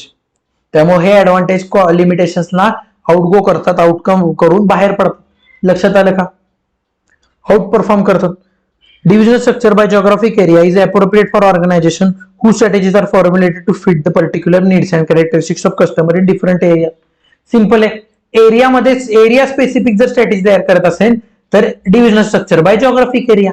लक्षात आलंय का? जसं की काश्मीर आहे, काश्मीर करता वेगळं डिव्हिजन टाकून दिलं का? कारण काश्मीरचं वातावरण वेगळं, तिथला कस्टमर वेगळा असणार आहे, त्याचे प्रेफरन्सेस वेगळे आहेत. छत्तीसगड मधले प्रेफरन्सेस वेगळे आहेत. लक्षात आलंय का? This type of structure can be most appropriate for organizations that have similar branch facilities located in widely dispersed areas. Division structured by area allows local participation in decision making, improved coordination with the region. Simple आहे. थोडक्यात काय आहे? एका रिजनच्या particular customer करता जर तुम्ही strategy तयार करत असाल तर तुम्हाला डिव्हिजन बाय जिओग्राफिक एरिया करावं लागणार आहे. By product is the most effective for implementing service strategies when specific products need special emphasis. Also, this type is widely used when organization offers only few products or services. When an organization product services differ substantially. जसं की Tata limited range of प्रोडक्टच देते. तुम्ही बघितलं तर finance, software आणि consumer goods एक देत आहे आणि व्हेकल्स देत आहे. मग अशा केसेसमध्ये ह्या दोघांचा सगळ्यांचा एकमेकांशी काही संबंध आहे का? काही संबंध नाही. त्यामुळे प्रत्येक प्रोडक्टला वेगळं वेगळं डिव्हिजन तयार केलं मी. लक्षात आलं का? Few products but they have no relation, मग तुम्ही वेगवेगळं डिव्हिजन प्रोडक्टला करून टाका. Allow strict control over attention of product lines, but it may require more skill management force and reduce top management control. बरोबर आहे का? प्रत्येकाला वेगळाच एक्सपर्टीज पाहिजे का? कारण ते रिलेटेडच नाही आहेत एकमेकांशी. For example, general Motors, Dupont and Procter and Gamble use a divisional structure by product to implement strategies. When a few major strategies are of paramount importance and may differ services provided for the customer, then divisional structure by customer can be used in most effective way to implement strategies. Product वाला लक्षात आलंय का? Few product पण एकमेकांशी related नाहीयेत, मग त्याकरता प्रत्येक प्रोडक्टचा एक्सपर्टीज तिथं लावावा लागतो, मग प्रोडक्ट वाईज ते डिवाइड होतं. आता when major customers are of paramount importance and many different services provided to these customers, then division structure by customer can be most effective way to implement strategies. काय झालंय, माझे customers कमी आहेत पण सगळे मेजर कस्टमर्स आहेत. लक्षात घ्या, सगळे मेजर कस्टमर्स आहेत आणि त्या एकाच कस्टमरला आपण बऱ्याच सर्व्हिसेस देतोय, तर मग मला कस्टमर वाईड माझे डिव्हिजन होणार आहे. बरोबर का? जसं की तुम्ही आर्टिकलशिपला गेलं तर तुम्हाला जाणवेल, जी mid size, upper mid size firm असतात तिथं क्लायंट वाटून दिले जातात. क्लायंट वाटून दिले जातात की ह्या क्लायंटचं सगळं तू बघायचं. तो एकच क्लायंट असतो, मोठा असतो आणि त्याला खूप सर्व्हिसेस देण्यात असतात आपल्या, त्यामुळे त्याला आपण क्लायंट वाईज डिव्हिजन करतो. लक्षात आलं का? हे डिव्हिजन बाय कस्टमर. महत्वाच्या कस्टमरला एक माणूस नेमून दिला, एक डिपार्टमेंटच नेमून दिले की ते फक्त त्याच कस्टमरला बघणार. लक्षात आलंय का?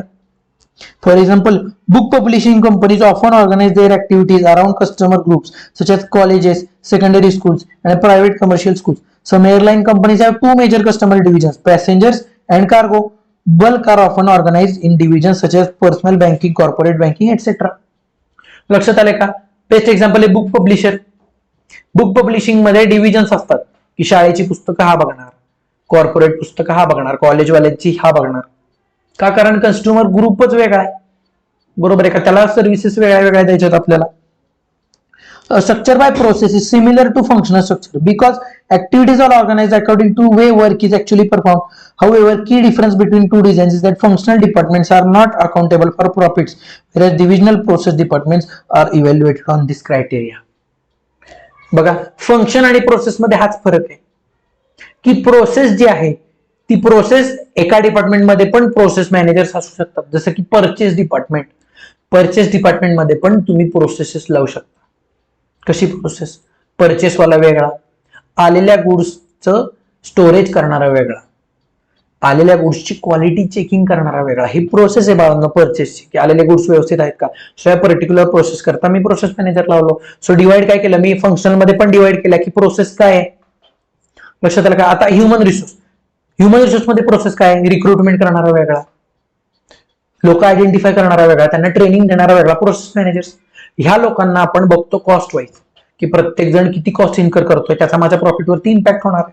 लक्षात आलं का? सिंपल. लक्षात आलं का? अगदी सिंपल, सोपं, सरळ आहे, यात काही अवघड नाहीये. लक्षात आलं? 3 डिव्हिजनल स्ट्रक्चर्स बघितले, घेऊयात एक छोटासा ब्रेक आणि उरलेले स्ट्रक्चर सुद्धा उडवून टाकूयात, संपून टाकूयात. Okay, back after the break. बघूयात आपण पुढचा मुद्दा.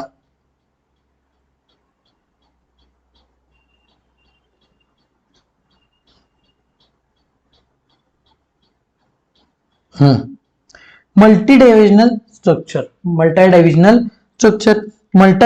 structure is composed of operating divisions where each divisions represent separate business to which top corporate officer delegates responsibility for day-to-day operations and business unit strategy to division managers.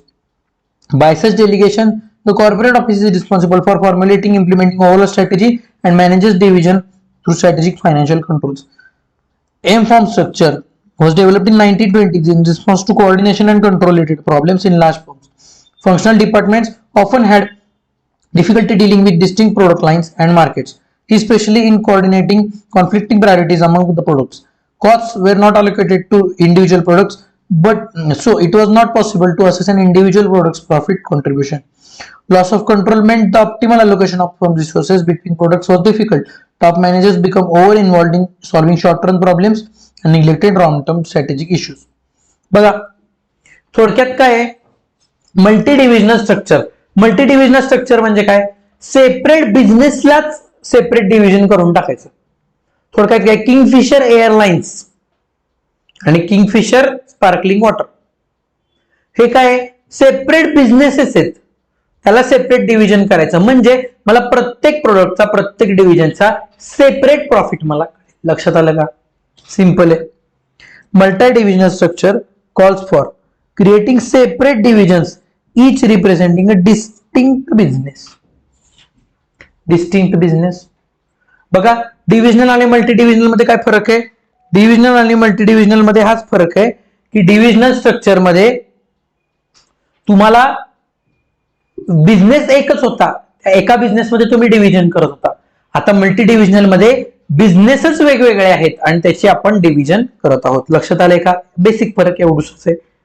Each division would house its functional hierarchy. प्रत्येक बिझनेसची आपापली एक hierarchy असणार आहे. Division managers would be given responsibility for managing day to day operation. प्रत्येक मॅनेजरला आपापली रिस्पॉन्सिबिलिटी दिलेली आहे. Small corporate office that would determine the long-term strategic direction and exercise overall financial control over the semi-autonomous divisions. बरोबर आहे का? Semi autonomous, autonomous म्हणजे काय? स्वतः काम करणारी, स्वायत्त. ह्या डिव्हिजन सेमी ऑटोनॉमस असतात का? कारण मेजर डिसिजन जे असतात ते कॉर्पोरेट्स कडून घेतले जातात, हेड ऑफिस कडून घेतले जातात. लक्षात आलं का? लक्षात आलंय? चला.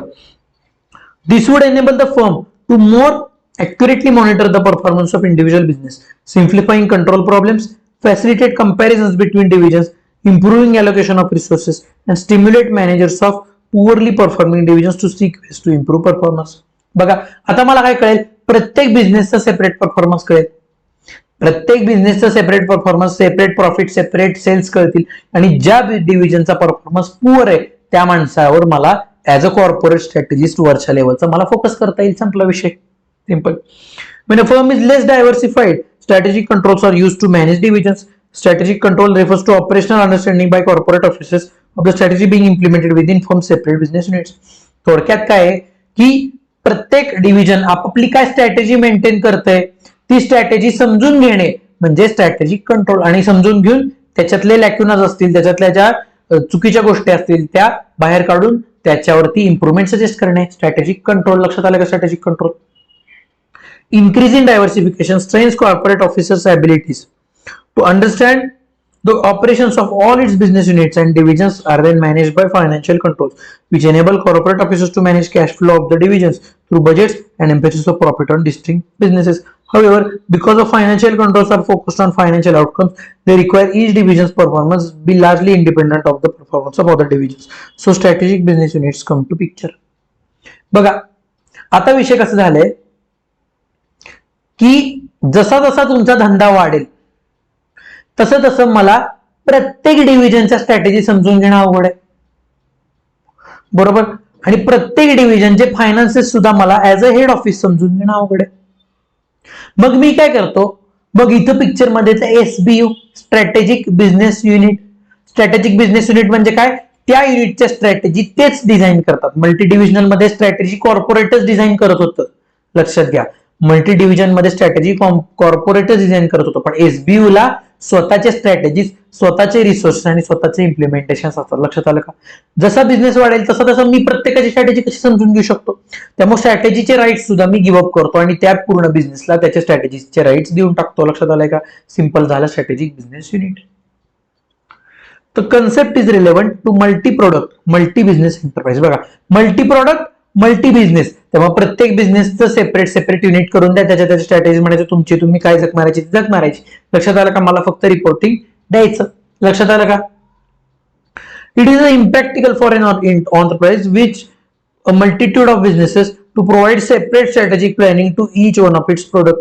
It has to group the product services into manageable number of related business units and then take them up for strategic planning. The question is, what is the best way of grouping the products? लक्षात आलंय का? जेव्हा माझे product खूप असतात, जसं की Hindustan Unilever,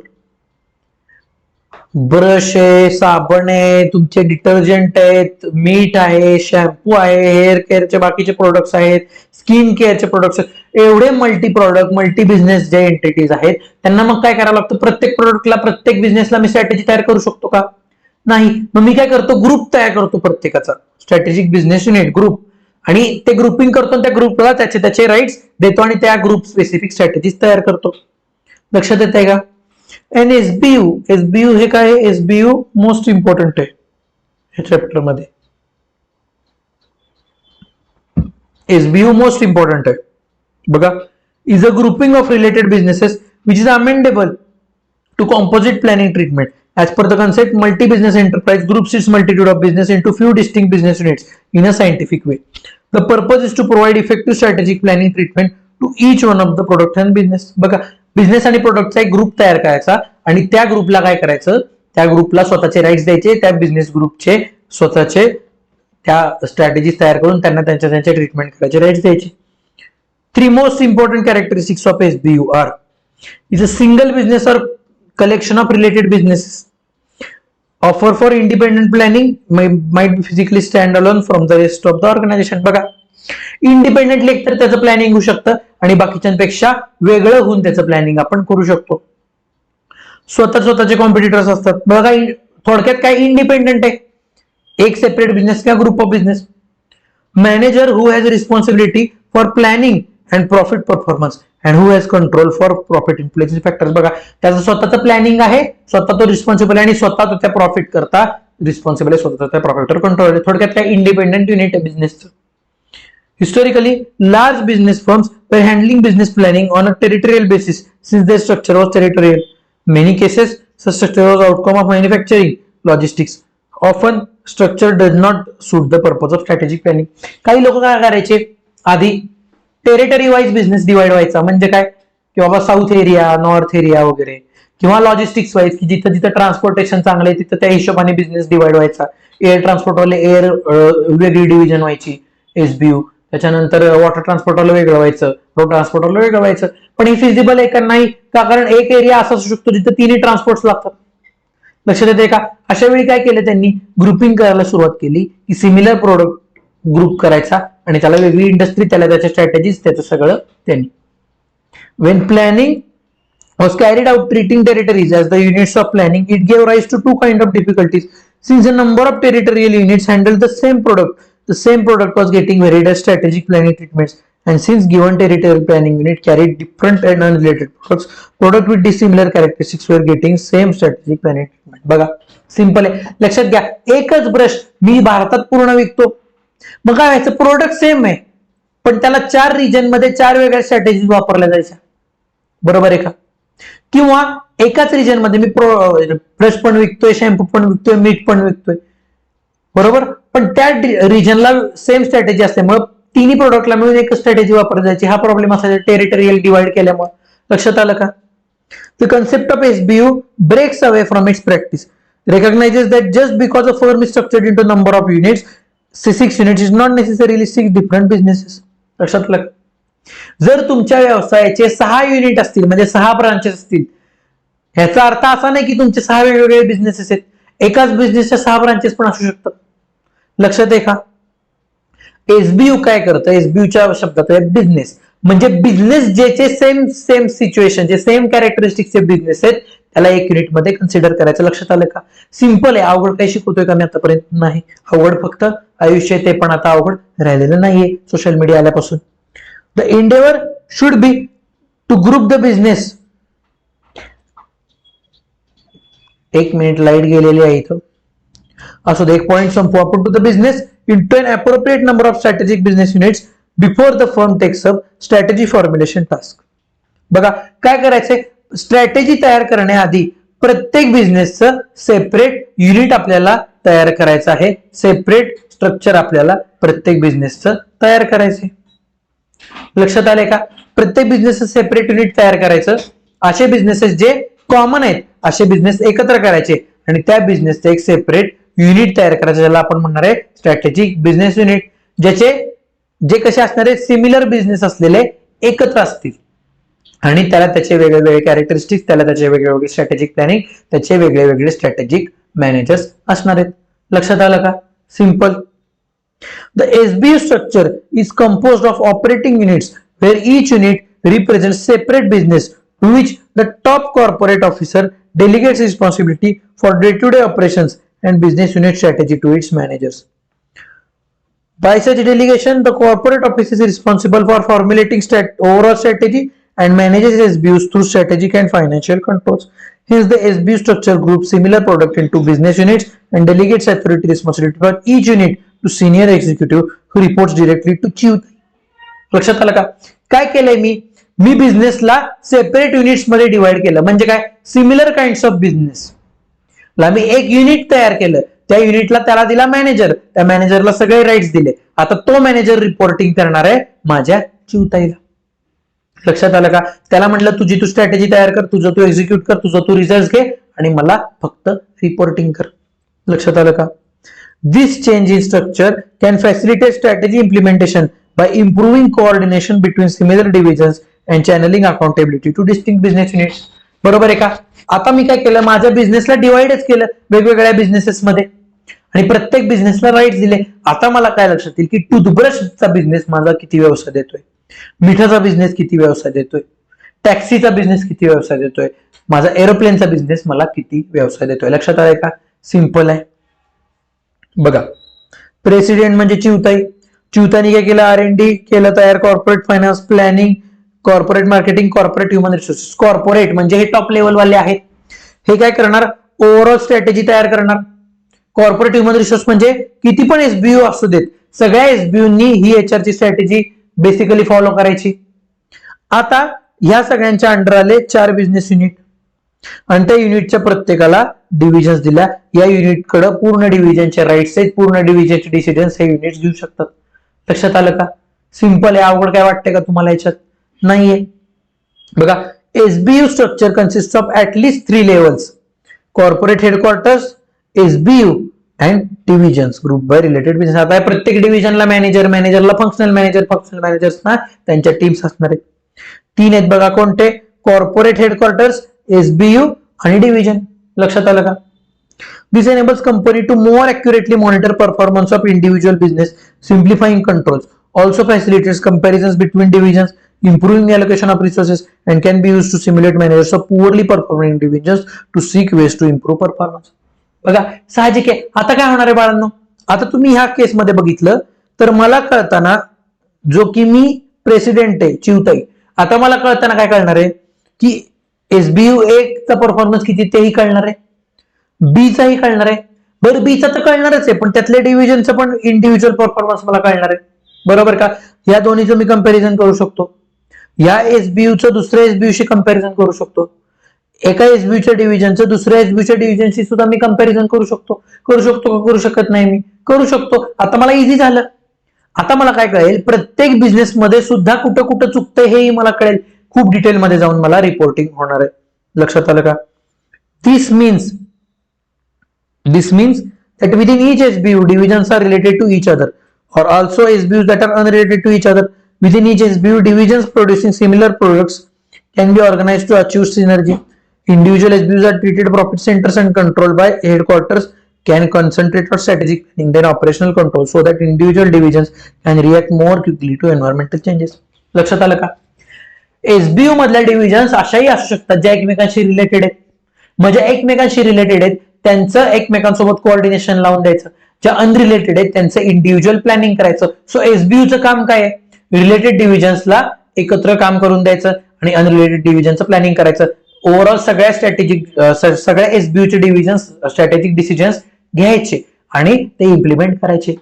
आणि एसबीयूचं रिपोर्टिंग कोणाला असणार आहे? कॉर्पोरेट वाले, आणि कॉर्पोरेट वाले चिवताईला रिपोर्ट करणार आहेत. लक्षात आलं का?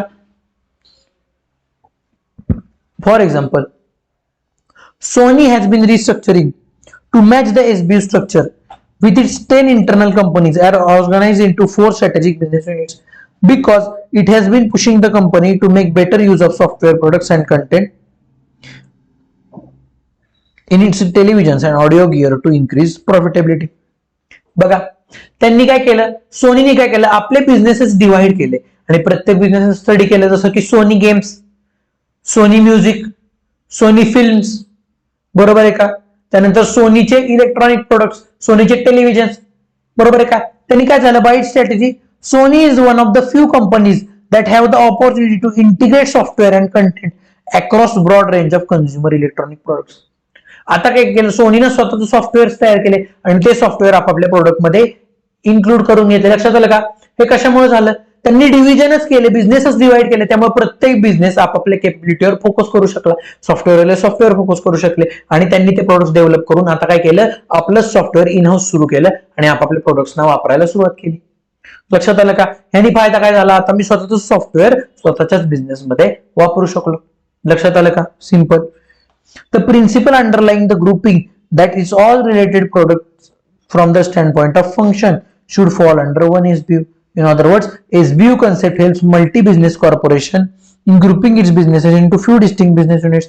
Such grouping would result in a turn-head corporation carry out strategic management endeavor better. The concept provides right direction to strategic planning by removing vagueness and confusion often experienced in multi-business enterprises in matter of grouping the business. त्यांनी काय केलं, जे समान कॅरेक्टरिस्टिक्सचे business आहेत त्यांना एका ग्रुपमध्ये दिलं. ह्याने काय झालं, कन्फ्युजन दूर झालं. आज मला कळलं की माझे बिझनेसेस किती आहेत बाबा. टूथब्रश आहे, मला टूथपेस्ट आहे, हा माझा बिझनेस आहे. लक्षात आलं का? मला माझ्या बिझनेस बद्दल कन्फ्युजन दूर झालं. सिमिलर कॅरेक्टरिस्टिक्स वाला बिझनेस मी एकत्र करून टाकले. The attributes of an SBU and benefits are as follows. बघा, scientific method of grouping businesses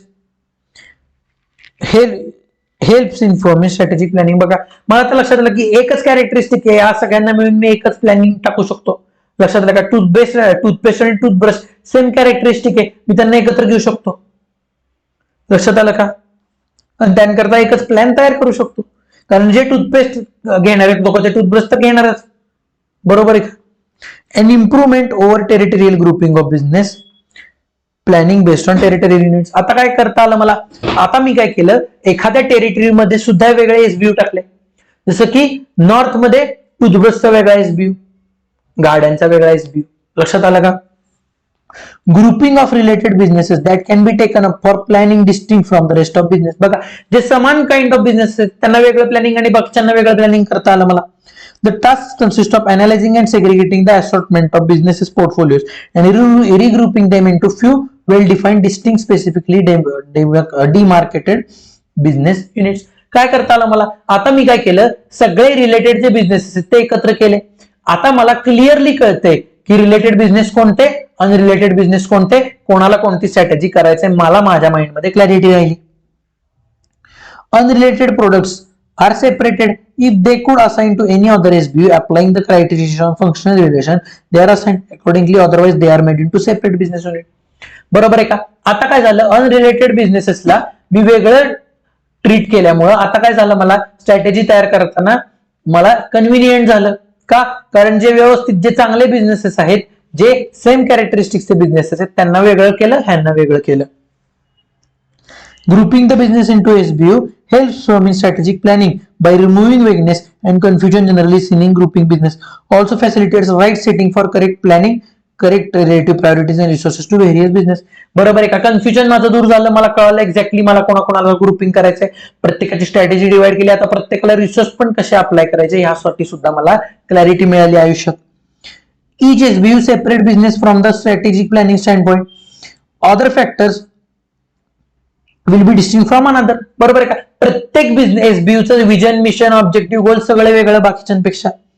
Each SBU will have own distinct set of competitors, own distinct strategy. प्रत्येकाची strategy वेगळी, प्रत्येकाला competition वेगळं. प्रत्येक एसबीयू ला असणार एक चिवताई, सब चिवताई, जी मेन रिपोर्टिंग करणार मेन चिवताईला आपल्या. He will be responsible for strategic planning for SBU and profit performance. He will also have control over most of the factors affecting profit. बरोबर आहे का? थोडक्यात त्याच्याकडे सगळा कंट्रोल असणार आहे एसबीयूचा. The questions posed at corporate level are first, whether the corporate body wishes to have a related set of SBU. If so, on what basis? The issues related in turn has direct implication on decision about diversification related might exist in different ways. बरोबर आहे का? सगळ्यात पहिला प्रश्न आहे की तुम्हाला SBU करायचेत का? जर करायचे असतील तर कोणत्या बेसिसवर करायचे? लक्षात आलं का? SBUs might build on similar technology or all provide similar source of products and service. बघा, जर एखाद्याची टेक्नॉलॉजी सेम असेल तर त्या सिमिलर टेक्नॉलॉजीच्या बेसिसवर पण तुम्ही एसबीयू करू शकता. सिमिलर प्रोडक्ट वरती पण एसबीयू करू शकता. माइट बी सर्विंग सिमिलर और डिफरंट मार्केट्स. एका मार्केटला सर्व करणारा असेल तर त्याला वेगळा एसबीयू तुम्ही ट्रीट करू शकता. लक्षात आलंय का? ऑनलाईन साठी वेगळा एसबीयू, ऑफलाईन साठी वेगळा SBU. For example, the technology underpinning frozen food, washing powder, and margarine products may be very different, but all are sold through retail operations, and Unilever operates in all these product fields. लक्षात आलं का? काय आहे? हे 3 product आहेत. Frozen food वेगळे, washing powder वेगळे आणि मार्गरीन प्रोडक्शन वेगळे. हे वेगवेगळे असलं तरी ते एका रूफ अंडरच विकलं जात आहे. Unilever, Hindustan Unilever. लक्षात आले का? आता हिंदुस्थान युनिलिव्हरचे 3 SBU आहेत का, तर सगळे अनरिलेटेड आहेत, पण मार्केट एक आहे कन्झ्युमर, त्यामुळे त्यांना तुम्ही एक SBU म्हणून पण ट्रीट करू शकता. लक्षात आले का? कॉम्प्लेक्स आहेत या गोष्टी जर.